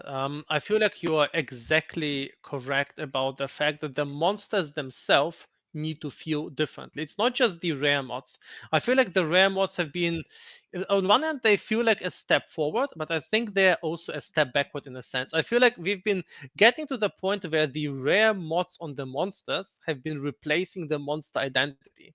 This has been, I think in D3 it's been the worst, where we basically you fight a monster. It's not been a monster that is, some sort of special demon. No, it's arcane enchanted, lightning enchanted, bigger, and I don't know, Wacom or something. And PoE is kind of getting in the same issue where you have this monster. Well, you can't damage him if you're not close enough. And this one got a bubble. And this one has some sort of volatile when he dies. But their actual attacks on identity, unless they one-shot you, basically doesn't matter. And I would really like to see PoE 2 personally. That's my take. Maybe a lot of people disagree. I would personally really would like to see a take where rare monsters are kind of like these larger champions with interesting abilities by themselves, and you kind of need to learn their own, not exactly learn, but at least to consider their abilities and their attacks. And sure, they may have some one or two rare special mods, but this is more on top of everything else and more supplementary to their own powers. Yes. I hope that they do take this direction going forward. Because you're totally right. It just becomes the monster modifier. And I feel, or the rare monster modifier, I feel this happened so hard with Abyss. The Abyss rares.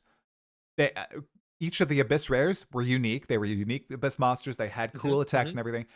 But honestly, after the campaign, I only cared about the modifiers. I was just caring like, okay, does he have Shroud Walker? Does he have the degen around him? Yeah, the circle. Oh my God. And then in 031, they added like a ground degen that the rares could drop too. And I'm like, why did you add this extra rare? Oh my. But it didn't become about the monster. It was just the rare monster modifiers that I cared about. And they, as opposed to fighting a specific monster who has certain attacks and certain things you need to watch out for, watching out for the rare mods and like reading them on screen and then seeing, like, and most of them are like annoying too. Like they're annoyances. You can't regenerate. You can't stand in this little green puddle. You are slowed by 30% or whatever. Your mana, right? So those are annoying.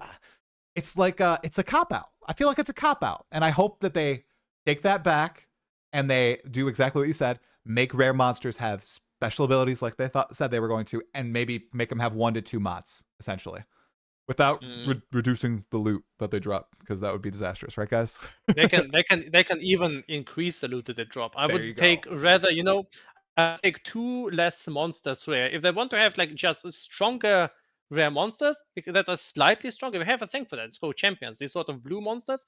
I think they're perfectly fine if they're just a little bit stronger than the normal versions. But I would rather have these sort of lieutenant elites in the map that drop a lot more loot, but they feel like a tiny boss fight. It just lasts 1, 2, 3 seconds, maybe 5, maybe just 1, maybe half a second, but they exist. In PoE 1, most monsters are defined by their on-death effects, and it's... No, you're totally right. If I laughed over Neversink, he said in PoE 1, most of the on-death effects or the monsters are defined by their on-death effects. So The true. the authors of Diablo 3, I think, said that they've put the most effort into the death effects of the monsters because this is what more matters most. And I feel like, well, then you're making a bad game. Then the problem is how you're building the game, Right. not Right. the. Bang on. I agree with you so much right now. I think you're touching on, I think this probably is the most divisive point for PoE2 Yeah. players right now, because a lot of people will be like, well, I just want to pop into maps, turn my mind off completely, complete a map in a minute. You know, I want to make sure I'm getting div from the map. I want to get like the loot explosion. I want that too, but I also want that extra element of gameplay. You know, and I feel like I don't know why it's contentious, but it feels like it is. You know, I just played 40 hours of PoE1, only took 40 hours, never say. You still have time to get your challenges. I got all 36 in 40 hours as a noob, okay? I played 40 hours of that, and it was great and all. It was fun. I had a good time. But I think, like you said, PoE2 deserves better. I think it doesn't need to just fall into that game. We have that game. We have it. It's PoE1. I think D4 and the last Epoch have also emulated PoE1 in a lot of ways. I think they're also kind of chasing that, because D4 isn't emulating Diablo 2, right? And PoE1 at this point isn't emulating Diablo 2 either. It's its own thing. And that is what a lot of ARPGs are like chasing after, it seems like. Now, Torchlight Infinite, right? Same sort of thing. So. And to be honest, there is something to D2 more than the historical value. I think the two things that they got really right is the sort of big item hunt in D2 and the feeling of combat. And despite D2 having such a simple combat system, in the end, you usually like just bash until rare, and PvP between players is usually who dies first. Both left click and they see who hits each other and whose defense rating fails. But there is some sort of a depth where combat takes place. You know, there is this meaningful moment of contact that most of the time monsters exist. They have some time to damage you, and you need to actually consider this time. And I feel like, just to maybe to the people listening and preparing their pitchforks, I'm not saying you shouldn't be able to reach the point where you can't bypass all of that and just explode everything. But you know, there is this saying, power fantasy earned is better than power fantasy given. I think just the moment until you reach this point, it should be a little bit taking a little bit more effort. Last league, I felt like campaign was torturous. I played sorceress, and I decided I'm gonna only play with elemental spells. It's been a terrible decision. Sorceress in 0.3 has been really, really weak in campaign. Then you enter endgame. I get my spark setup run up, and man, I'm basically 10 times more strong, and suddenly everything explodes. I've been 10, even maybe 100 times strong in the campaign, and it feels like I'm playing a completely different game. And everything, all of the combos, all of the infusions, everything is just right out of the window. And it's somewhat better, but it also feels like it feels cheap. Felt cheapened. Yeah. And I think it needs to be streamlined. Maybe some classes like the sorcerer, and they've done a lot of work. Sorcerer is a lot better now, at least according to the patch notes. But then the end game shouldn't feel like you're suddenly just turning on the loot pinata extreme mode and all of the combat is gone. Good point there too. You said it feels better there at the end game, right? When you suffer, that it was torturous, right? And it feels better. I think that's okay, right? And I think that's something that's important to realize, that right now, suffering through the campaign on like a not fleshed out archetype, poorly balanced archetype, whatever, and then getting to end game and it feeling better is fine. That doesn't mean that grinding your games just needs to make the game all like the end game, right? It means there's a problem there. And it's a problem. They don't need to abandon it for PoE1. I see a lot of people say, I'm sorry, I'll say Zoom. I see a lot of people saying, oh, well, they already solved this in PoE. It feels good. Zoom feels good. Go back to Zoom. I am so glad that they're not just abandoning the gameplay that they were trying to push for originally, the original pitch. Because Neversink, I wasn't dooming, because I'm like, whatever, I'll just play the game regardless. I thought it was over. When I was doing those Abyss overrun maps, dude, I thought it was done. I was like, all right, it's PoE1 time and PoE2. But it really seems like it's going in a different direction. So I'm excited. Such great takes, man. Really enjoyed hearing about that. Okay. A few more things that I want to tickle your brain on. Okay. Rarity. All right. Spicy topic. Apparently there's changes coming in the future. It's being removed from gear. Maybe? It wasn't clear to me, so I'm going to follow up and be like, is it being removed from gear? but apparently the mods this patch have been made lower on gear. Okay, which monkey brain, doesn't that just mean that's going to be like you need more rarity on your gear to get to where it was before? I don't know. What are your thoughts on what is going on with rarity affecting currency, uniques, and tiered items, all that? What's going on? What's happening? What's the conundrum with GGG? So I feel like rarity is complicated. They were very convinced that removing rarity is the right spot. And I'm going to be honest, I'm not a fan of rarity. I feel like it's not a great stat. It comes with some issues, but I want to be honest there also. I feel like it's not a bad stat. It's something that people can choose to run and they can choose to play, and it can be fun. The issue comes with the question is how easy is it to run rarity? How efficient is it? And what kind of content is there that, well, kind of doesn't benefit from rarity? In PoE 1, we have a lot of content types where you can run them, and rarity doesn't help you a tiny bit. In PoE 2, rarity is just way better than in PoE 1. You have all of the currency scaling. Yes, it's complicated. There's probably some weird recursions there that makes it work, but still, I feel like they. So first of all, sorry, I got a little bit off straight there. Anyway, Fine. First of all, I feel like they food this league is not good. They didn't reduce the effectiveness of rarity. They only made it harder to access. So yes, sure, that means that for a top level player, maybe stacking rarity is not quite as effective because you don't get quite as much on the best possible item.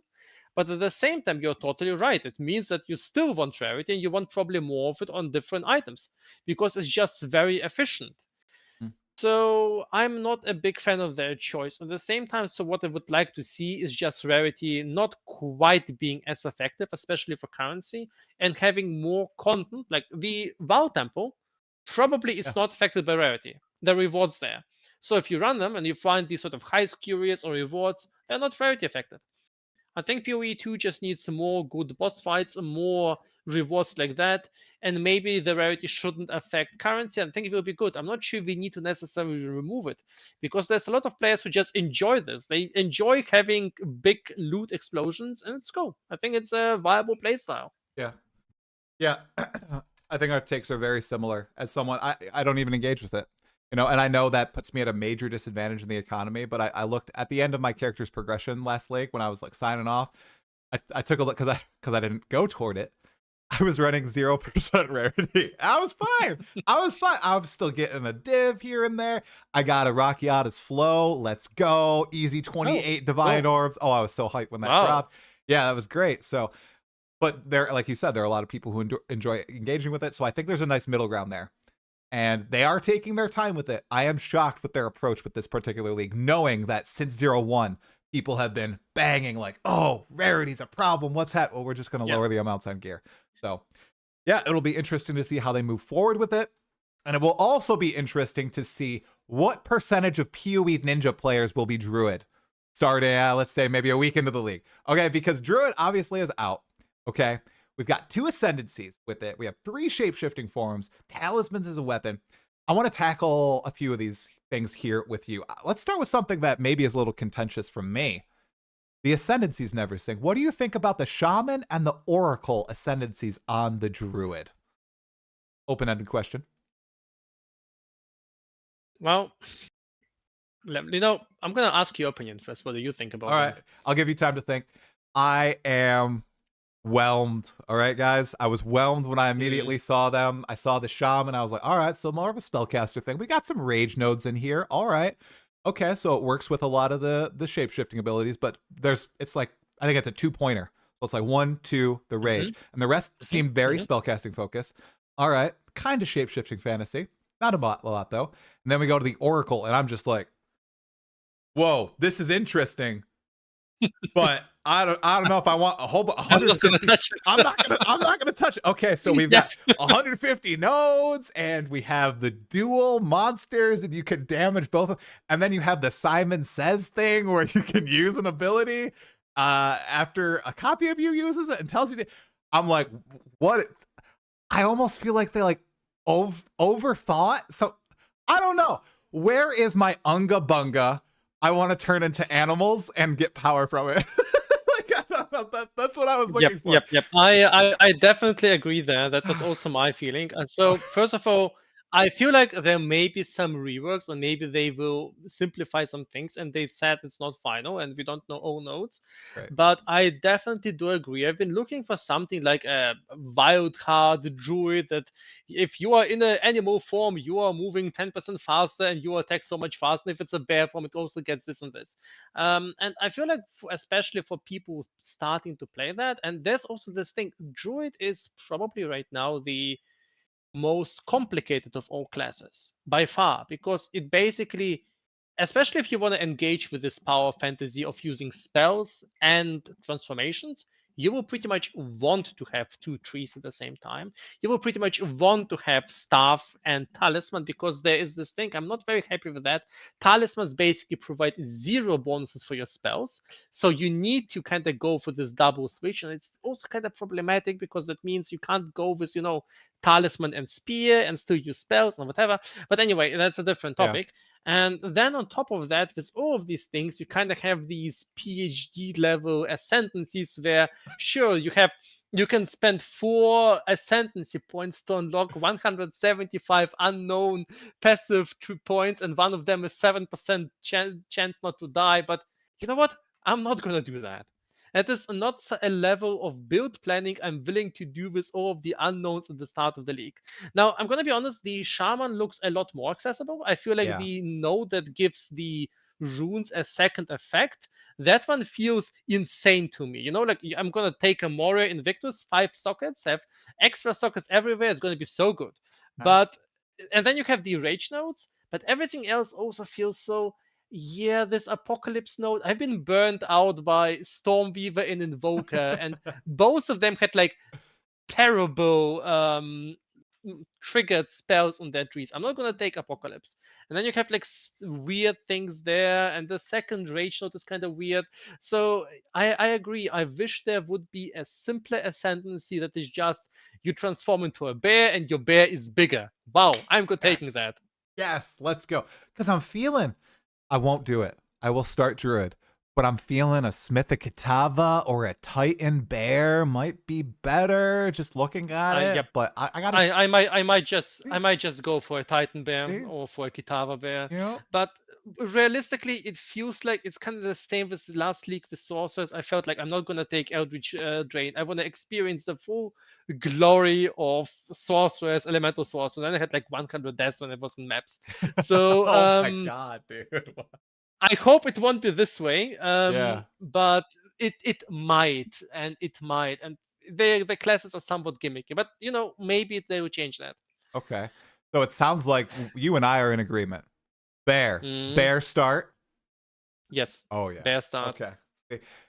And I think that given my track record of loving the monk, I might slip into wolf because it just looks like a monk in wolf's clothing. That's I was like, whoa, that looks like a cooler ice strike. Okay, let's do it, man. Okay. With some howling and you get to have a wolf pack. Looks kind of sick. So what do you think about the unique talismans and the potential there? Obviously, we saw one that actually changes your shape-shifting bear form into, it's an interlude boss, an interlude 2, I believe, like the fire demon guy. What do you think about the potential? Do you think they can do some funky stuff with that in the future? Yeah, I think that is at least the one we saw, it looked absolutely amazing. The fire talisman, the demon form. The demon form, I saw the last line that was like, okay, I want this thing. The last line was, it generates glory every second. And there was some absolute trivial condition. And that was like, okay, I'm gonna make a permanent apocalypse bear. And if I want to, I'm gonna take a spear in the off slot and take the newly buffed spear of Solaris and throw spears of hammers onto bosses as well. So you have like so much power potential with this talisman, but there's definitely a lot of potential. I think there's a lot of cool talismans they can create. I'm a little bit conflicted with the talismans, because one thing that I just want to touch on, is a little bit different, similar topic. One thing that I'm a bit conflicted about with the whole druid thing is that you have, let's say, 6 abilities for the wolf, 6 abilities for the bear. I think it's less. 6 abilities for the wyvern. And then you have, I don't know, 6 to, I suppose, 8 caster abilities. Hmm. And it feels like overall it's just not quite as many abilities because, as a monk, you get to choose between like 20 abilities. Right. And out of them, let's say 15 are comboable, and now you're stuck with a talisman with like 6 different abilities. So I hope that unique talismans and maybe even the base talismans add some interesting properties there. Maybe the talismans have some interesting implicits there. They've been doing that a lot with different bases. So I can imagine that the talisman we find maybe gives something. If you turn into a wolf, you get this extra ability, or you get the double the wolf pack size with this talisman, or you get, I don't know, some extra slam as a bear. So that would be interesting. I'm wondering if they're putting in any talismans that encourage form hopping too. I know this is something in other games. Like I've seen a lot of people Mhm. in stream say, "Oh, in World of Warcraft, form hopping is a huge thing with druids or shamans, whatever they're called in WoW." I'm wondering if that'll be like an implicit or a unique specific to do with, all right, you get this bonus if you've been a wolf in the last 10 seconds, this bonus if you've been a bear. I think that'd be an interesting talisman idea to pop into the game at some I point can if it's definitely not there. see that, especially since it's already kind of there by the base forms. The Wyvern form, this Dragon Flight Breath ability, seems to be especially great if you were in a bear or a wolf form before, because you want rage with that and you want power charges. So if you were in a different form before and you kind of go in a bear form, you have uh, your slam setup, your meteors dropping around that, you build up a lot of rage, and then you face a boss and you turn into a wyvern and to go instantly into the air and press them down with this huge flame. I can definitely see this working. I think it's going to be an awesome power fantasy to play. Oh yeah, yeah. Man, it's been so long. It's been so long. We've been waiting so Yep. long, and it's only like So many what, leaks, so many dude? leaks. So many leagues. 5 days away. It's gonna be so good. I really Oh hope it yeah. feels good to play. Like that's one of the biggest things to me with PoE 2. I love playing skills that just feel smooth and like impactful to play. It's why I love Monk a lot. That always just felt so fluid and everything. So I'm really hoping a lot of those Yep, skills yep. feel the exact same. Luckily, I am a bit more positive there. First of all, I think they've learned their lessons from the hunters. At least I really hope so. And then there's just a little bit less messiness, it feels, that they can do with the forms. So there's no disengaged and you slap your twister, you disengage, you throw your spear, you engage back again. No, you attack, then you attack with another thing, and if you're very fancy, you attack with a third thing. Yeah. And it feels like there's a lot less um, movement type of issues that you can get in there. So I Yeah. think it will be good. I think it will actually be very good. Yeah. I think a lot of people are worried about that, and just looking at the bear with the permanent apocalypse potential, I feel like it's going to be awesome. Most definitely. Okay, Neversink, anything else you wanted to touch on for 0.4? Any other topics that we missed? Oh, actually, yeah, the uniques. That's definitely Oh, something I would go want for to it. touch on. I feel like there's so many awesome uniques there. Do you have a favorite buffed unique, maybe? Oh gosh, no, Neversink. I'm bad. I haven't looked at the unique list. Nothing that comes to mind. I looked at the patch notes and I read some of your tweets. I'm glad that I know you said earlier that Warrior Invictus and the gloves from Arbiter got buffed. I think any pinnacle loot drop uniques getting buffed is a good thing to encourage people to run Mhm. those more. And I like running them too. So if I can reach them, darn Arbiter. So anything that I can sell for a little bit more money to fund my build is cool. So none that leaps out to me. What leaps out to you as your favorite? So first of all, they've kind of made me very happy by buffing pretty much all boss uniques. Not all of them, but many boss uniques. For instance, there's 3 amulets from Xesht. All of them have been really juiced and buffed up. So, for instance, the fire amulet now rolls with up to 100 fire resistance and minus 25% fire resistance for enemies in the AoE. Feels like a perfect bear of Kitava amulet Oh there. yeah. And all of the other ones got buffed up as well. On top of that, many of the just slightly weaker uniques got better. Like the cloak. What's the cloak of defiance? No, the mind of a meta cloak. The one that um, the, what's the Defiance cloak of of Destiny? defiance? Defiance of Destiny? No. Mind No, over it was matter. no, no. It was Cloak of Defiance. It was Cloak of Cloak of Defiance. Defiance. Okay. So this one now gives you 50% damage is taken from mana before life, and that means you can actually go mind over matter without getting the mind over matter keystone that gives you 50% less reduced mana recovery. That means you can actually go full mana defenses again. So this is super viable and it's going to be really big this league. I think. I think we'll see like in 0.1 builds again that only have mana for a defense pool or mana plus CI because then they don't need to care about chaos anymore. So that's going to be big, I think. You know, when I asked you what they should do for 0.4, what it needs, I think you said buff boss drops, like make the uniques more valuable. So yeah, that's cool that they actually did that. So that's pretty sweet. Very happy about that. Oh yeah.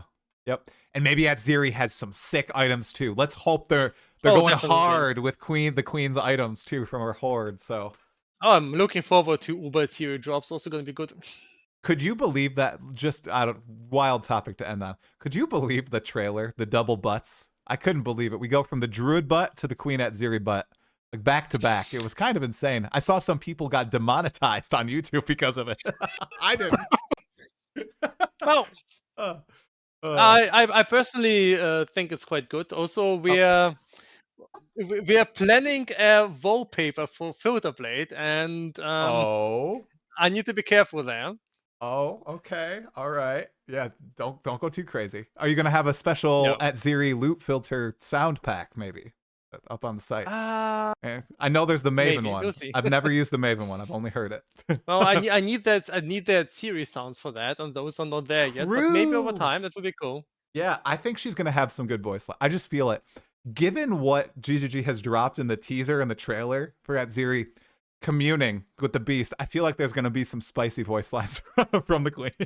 Yeah, I really like that the new leagues actually have more, story and depth to it. It's not just, hey, there's this blue guy, kill the blue guy who summons other blue guys, you're done, perfect. I really love that they're going for this slightly more cinematic approach. Dude, so this is a huge point that I saw. A lot of people didn't really like Keepers. I enjoyed it for the time I played it. I love the story. Oh, like did you finish the entire lot? Yes, with the mini line? Yeah, where you spoilers talk to Chayula and then you can tell the truth to Ilith, and then he just kills her, and then her spirit is like throughout the monastery. Dude, excellent. Yep, that's awesome. Yep. So I'm in agreement. I love what they did with Abyss. They actually built out the lore there with the what was he called? The nameless one, the lightless one. The guy, the crafty boy. Yeah, that was cool. Yeah, definitely. Yeah. I'm pumped. I'm pumped to see what they do with Atziri and with Doriani. All right, Neversink. I think we're gonna cut it there. I'd say say your socials, but literally, probably everybody here plays with with Filterblade and everything. So thank you for what you do for the community, man. It's always awesome to chat. Sure. One thing people might not know. It might be worth downloading Twitter just for Neversink's takes on the game, because he has the most nuanced takes of anybody on PoE 1 and PoE 2. And I always appreciate reading them. It levels me out when I'm feeling giga hyped or super doom or down or not understanding something. You almost always have a tweet out that explains like the buffs. You had a series of curios where you were like, hey, here's a whole bunch of buffs from the patch notes, dudes. There's a lot packed in there. And I read them and I was like, oh my gosh, this is so cool. I could make something around this. So appreciate you. Thanks so much. 100%. It's been fun being here. Thank you so much for the invite. Thanks for the chat. 100%. Right. Have a good night, man. I know it's late. Thank you. Thank you. Bye. Right. Bye. That was awesome. He always just nopes out. He nopes out really fast. What did you guys think? Did you guys like the pod? Neversink is always so great, you guys. He's so good. I remember last pod, it was the same thing. I said bye, and I was going to be like, wow, that went great. And he noped out. I don't know if he's in the chat. There he is. There you go. Clapping Neversink. That dude. I feel like I could just do my question and then Neversink's answers and just make a short video about it, like a 20-minute video saying base takes on PoE 2. That was awesome. W, thank you all so much for watching. That was freaking great. Oh, that was beautiful. Oh, they're always, man. I'm feeling good. Do you guys think I'm ready for Jonathan tomorrow? You guys think I'm ready? I'm a little nervous. I'm starting to get a little nervous. Am I ready for Johnny? I won't call him Johnny to his face, but I might call him dude. I sometimes just call people dude. That might happen. You missed the interview? I'm gonna re-upload. I'm gonna upload it on YouTube immediately after. Is he ready for me? Oh, he's ready, I'm sure. Should talk to Jonathan about what you talked to him about. A lot of the questions that I talked to Neversink about are in the list for Jonathan. Yep. Oh. I found a new Expedition 33 song that I like, my favorite. I'm playing it a lot in the background now. Okay. Okay, please ask about the density and game direction thing. That is literally like is that my first question? Okay, I'm starting with endgame because I know a lot of people will be interested in that, and then it's straight into identity. I have 1, 2, 3, 4, 5, 6, 7, 8, 9, 10, 11 questions on game identity. Oh my gosh. Whoa, whoa, whoa, whoa, whoa. I have a general question on Unique's Balance Druid 2, Talkative Try. Do you feel some elements of PoE2 end up over-designed from a gameplay perspective? Yeah, I do. Where they've already figured out every way we might use an item rather than releasing it, letting play. I 100% think that. And I was first made known about this by Balor Mage. I think Balor Mage, he said it really well. I think he said that he's only seen 2 or and this was back in 0.3 right at the beginning. Maybe it was 0.2. He's only seen 2 or 3 builds that he thinks wasn't already thought about by GGG in PoE2, right? And that there's not as much discovery as he thought there would be compared to PoE1. So, can I ask John, if I ask him any joke questions, except for the one joke question I have picked out for Jonathan, I would probably be, you know, tarred and feathered forever. Can you please ask Jonathan if he could only choose one country's food that he must eat for the rest of his life? What cuisine would he choose? I don't have any questions about companions, bro. I'm sorry. Destin already did that. When did Destin ask that? What? Really? Destin asked, what was his joke question? It was like 3 minutes into the interview, I thought. He asked a pretty jokey question. DM is better for food talk. True. They dropped an interview? A new interview with Jonathan just dropped? Yeah, he did. Destin asked a few lighthearted questions. Yes, who coined Bear Apocalypse was the question I was thinking about. I don't have any companion questions, dude. No. I do have questions about minions for the Druid, and if they were scrapped or if it's something happening in the future. Yep. Yep.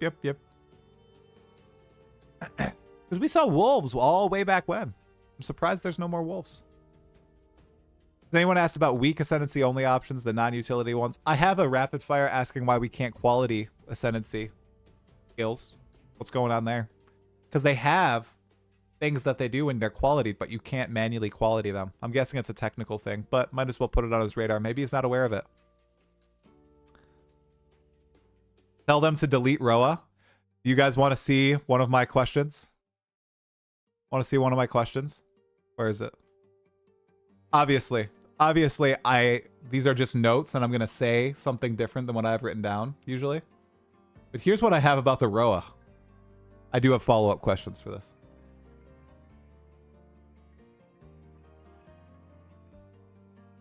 That's my Roa question, guys.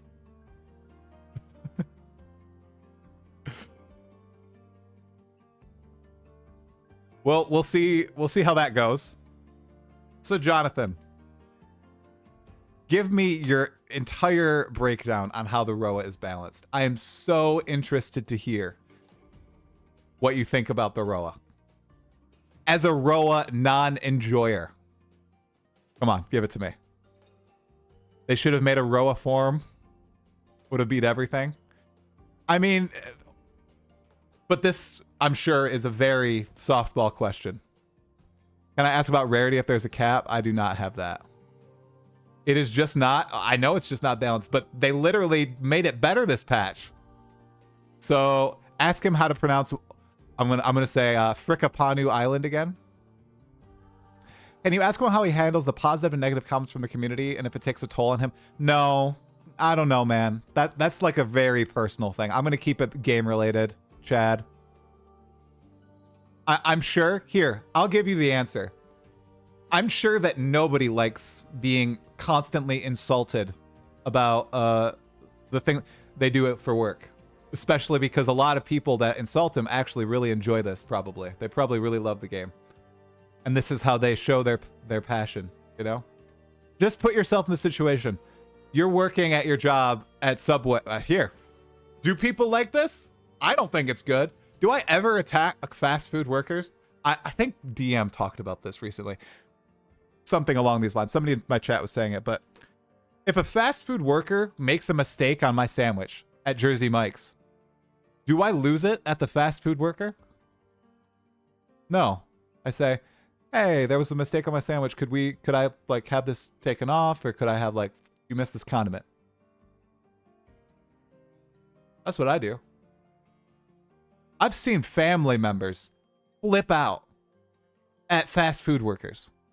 I've seen random people start losing their crap. You've all seen the freaking videos of people throwing their coffee at employees. It's way easier if you could just type some words, okay? And you're not doing actions, all right?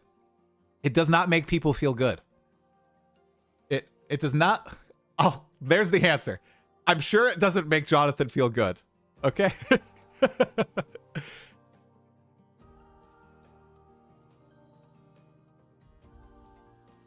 Depends on how many mistakes and how repeatedly they make that mistake.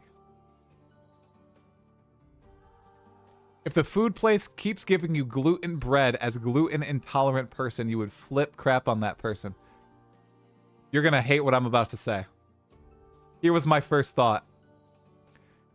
If the Jersey Mike's I was getting food from kept giving me gluten intolerant bread when I need it to be gluten free, I would stop going to that Jersey Mike's and take my business elsewhere.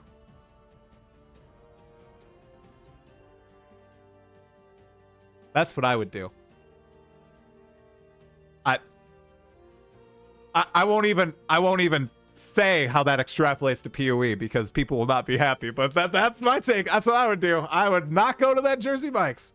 You're giving me soup. You're giving me gluten bread, whatever gluten. I don't even know, guys. If you're doing what I don't want you to do, I'm explicitly asking for it, and I don't like what you're giving me, I am going elsewhere. That's just what I would do. I know, but people are very different. Some people would go in and flip their crap out at the Jersey Mike's. All right? That's not how I do things. And that's what I'm going to say. That's just my take, guys. That's my take. Crazy take. I need to record my flip out on my phone. I need to go confront this 42-year-old person who's working at my Jersey Mike's, and I'm sure it's them who's screwing up the gluten bread thing. I'm gonna get a whole bunch of points. I'm gonna post this on the internet. Company bad, Jersey Mike bad, giving me gluten-free bread. Yep, toxic me. I know, very toxic. Yep, Zetter, I am asking them about the power charges. For the people who really don't want to play PoE 2, Diablo 4 League start a day early.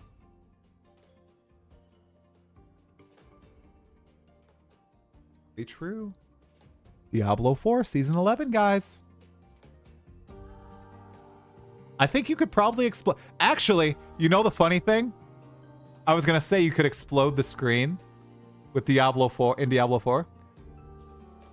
But they're also rolling out a meaningful combat update. What are they calling it? Intelligent monsters or something? So you're actually screwed. You get meaningful combat with PoE 2, or you get intelligent monsters in Diablo 4. I'm excited for them both, actually. Well, I am totally Troy. Why are they I can't believe Diablo 4 is doing this. Why would they make it 12 hours? Did I read this?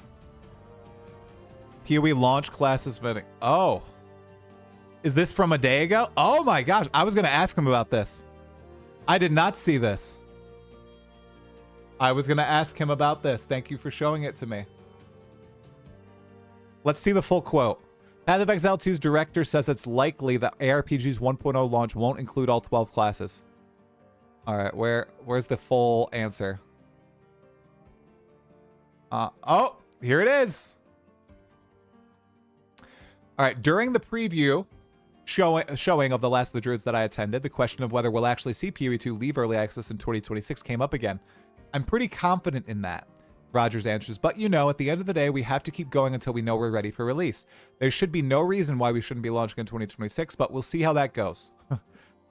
Of course, that leads to the question of what exactly the team feels is essential. All right, is it still? He changed his answer to the campaign and players to be happy, which I think it's a cop-out answer. I've previously said that the conditions that we have to meet are that we have the campaign finished, we have to have the balance of the game in a good place, and we have to have the end game. That's new. And we have to have the end game in a place that people are enjoying as well. Well, that's new. Is that new? I think that's new. Interesting. Rogers continues, once those are done, once all that's good, then we will be ready to release. Effectively, that's our goal, and then we can go out of early access. Interesting. They're not promising anything anymore with all this streamer stuff. Yep.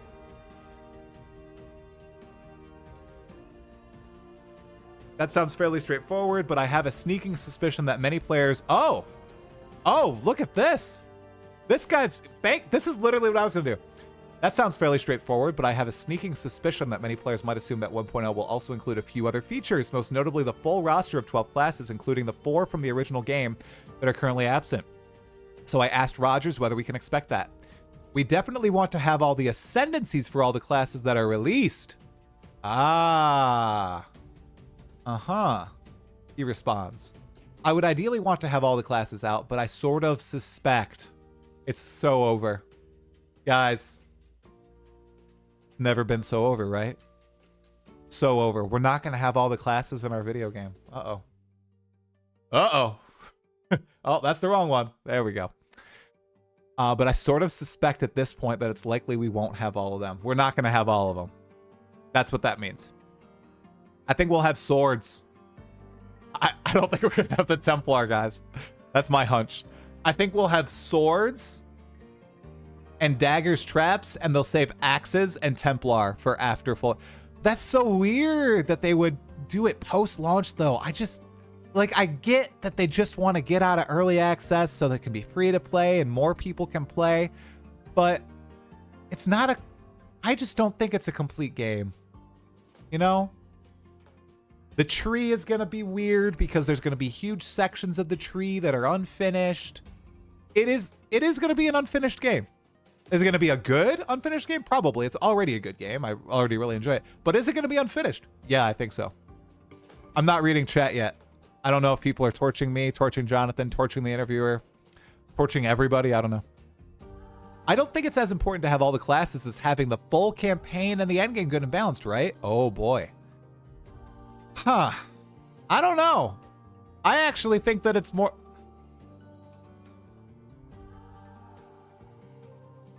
Personally, I think it's better to have all the classes than the endgame.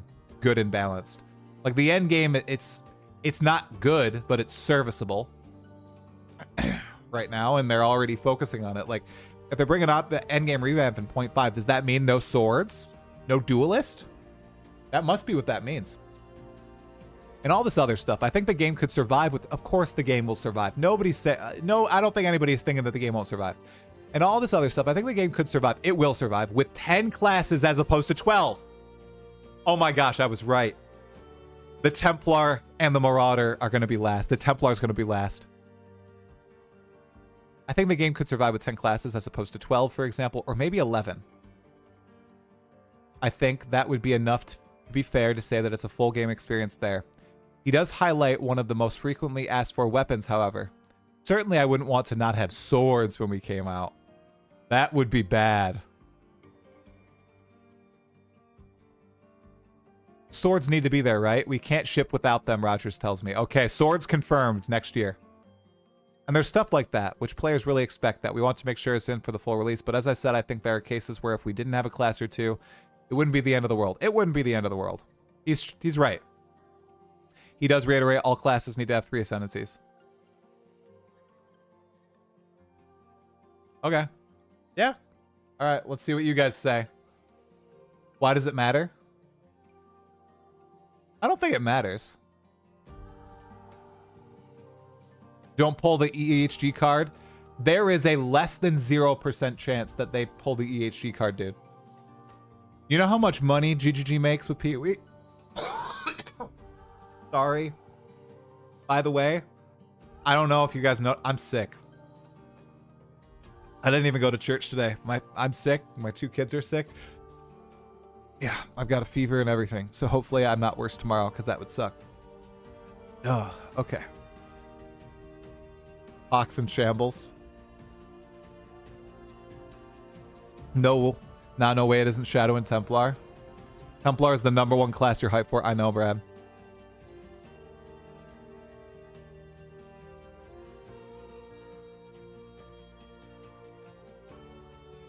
Yeah, Spicy Sushi has a good take. I mean, Chad, that applies to Melee, too. Where's the Melee love, Chad? Spellcasters, bleh. Melee? Melee? Try shipping without RF. Just try Melee isn't a thing. Okay. Money talk chokes me up too, man. Yeah. Ellie is the butt of jokes now. Yin Silver, it is. Like, it's so sad. I've talked to Judd. Judd's a great guy. He took a huge payday, and I don't feel bad for him, really. I feel bad for the studio. Because they obviously had a vision and it failed because they weren't making enough money. And they were forced into this position. Will you bring up the rarity question at all? Yep. Yep, syntax, yep. I have rarity in there. Yep. Them memeing on Melee in the Q&A was crazy. I know. I know. Remove Roa, and it can be a sprint MTX. Yes. Yes. Thing is, talking to try look at 1.0 PoE tree without the Scion tree, and it had 3x. But I think about how it can grow post 1.0 when they have a lot more open design space. Oh, yeah.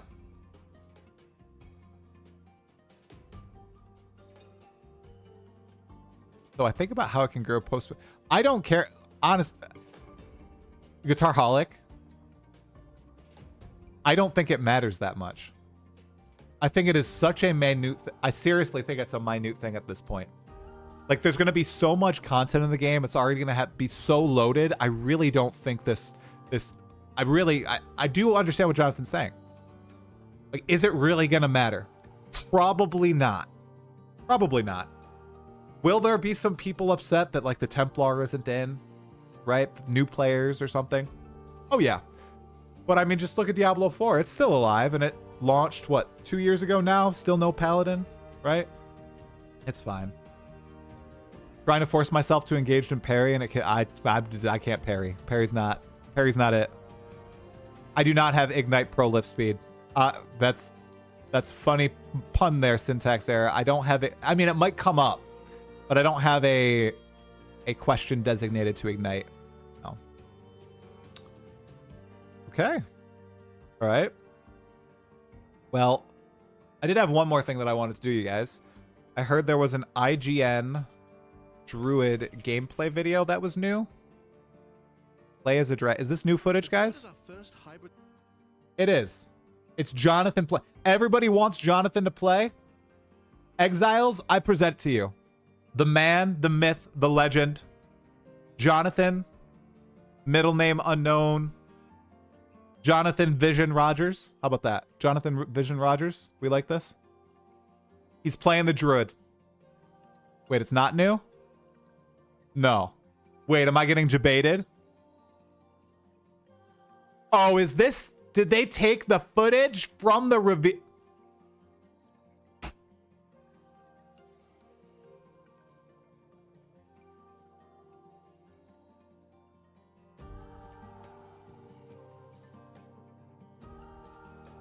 They better get torched in the comments for this.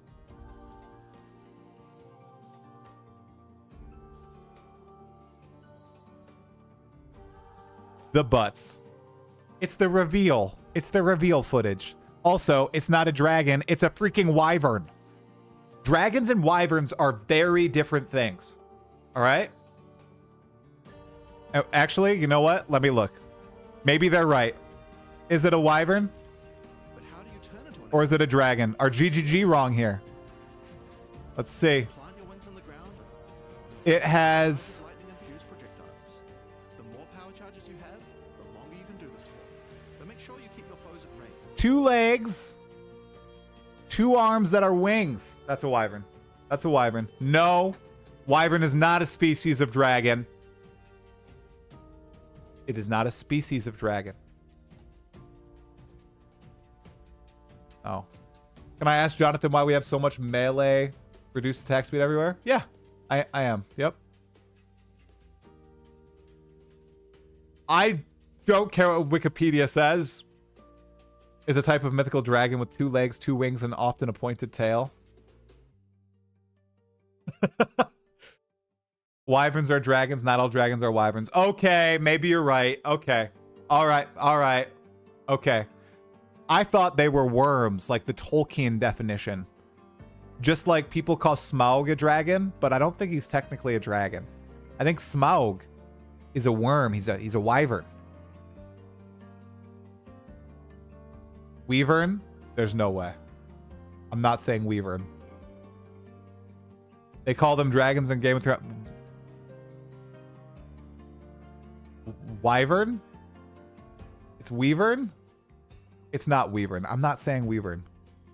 Wovern. Wovern. Okay. Wyverns are not dragons. That's like saying an octopus is a cuttlefish.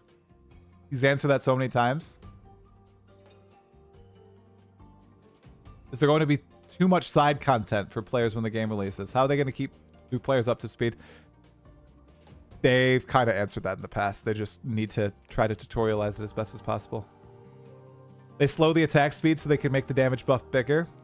Well, Circaean, that would be fine if people riding on Roas couldn't get as much or more damage than people who have the slow attack speed.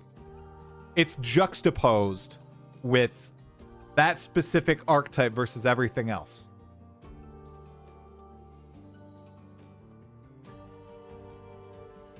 It's mostly maces, guy. It's mostly two-handed weapons, mostly maces. It's the left-hand side of the tree, the middle section. Okay. Well, I'm really sad because I thought that was going to be new footage. Okay. All right. All right. It's not new footage. Ugh, crap. Oh, okay. All right, guys. Well, my girls are still awake, so I am going to spend another, hour and a half with them. Thank you all so much for tuning into the Neversink podcast and this live. We got some yapping in, got some toxic try in as well. I love talking to Neversink. That was just a fantastic one. If you guys enjoyed it, make sure on YouTube, like the video, leave a comment on the VOD, go support the video when I repost it. That always helps. I know that leaving the live up hurts the actual video, but people like the raw goodness. So we're gonna leave the live up. Tomorrow is the big day. I hope I'm on my game. I hope I don't have 103-degree fever. That would really suck. Because if I'm delirious when I'm interviewing Jonathan, man, that's not going to go well. That's really going to go poorly. But no matter how I feel, I will be here tomorrow at 2 p.m. getting ready for the interview. The interview starts at 3 p.m. So make sure to tune in, you guys. I really appreciate the support, as always. Going to be a hype league. Better I get sick now than 1 week, right, guys? Right? Actually, maybe it is not better that I get sick now. All right. We will throw you guys on over to... I don't know. Who's up?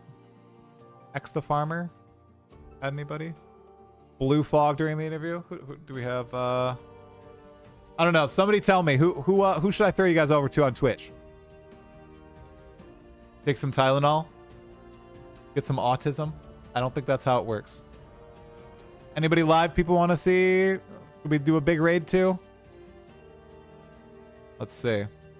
Oh, I'm taking vitamins. I'm taking all that stuff, guys. Rax is out. Let's just do Rax.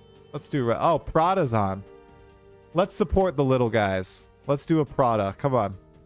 All right, we'll do a Prada raid. Thank you, guys. Have a good one. I don't know if I'll get another video out before the drop. I'm probably not going to get a video out tonight. I'm probably going to go sleep. Gonna go sleep. Have a good night, you guys. See ya. See ya. Bye-bye. 3 p.m. Eastern time, guys. See ya. See ya then. Bye-bye. Have a good night. Stay sane. Oh, my goodness. Prada's stream is always so loud. YouTube, you get an extra little bit. Stay sane, Exiles. Peace. Goodbye. See ya. Oh, and you get a little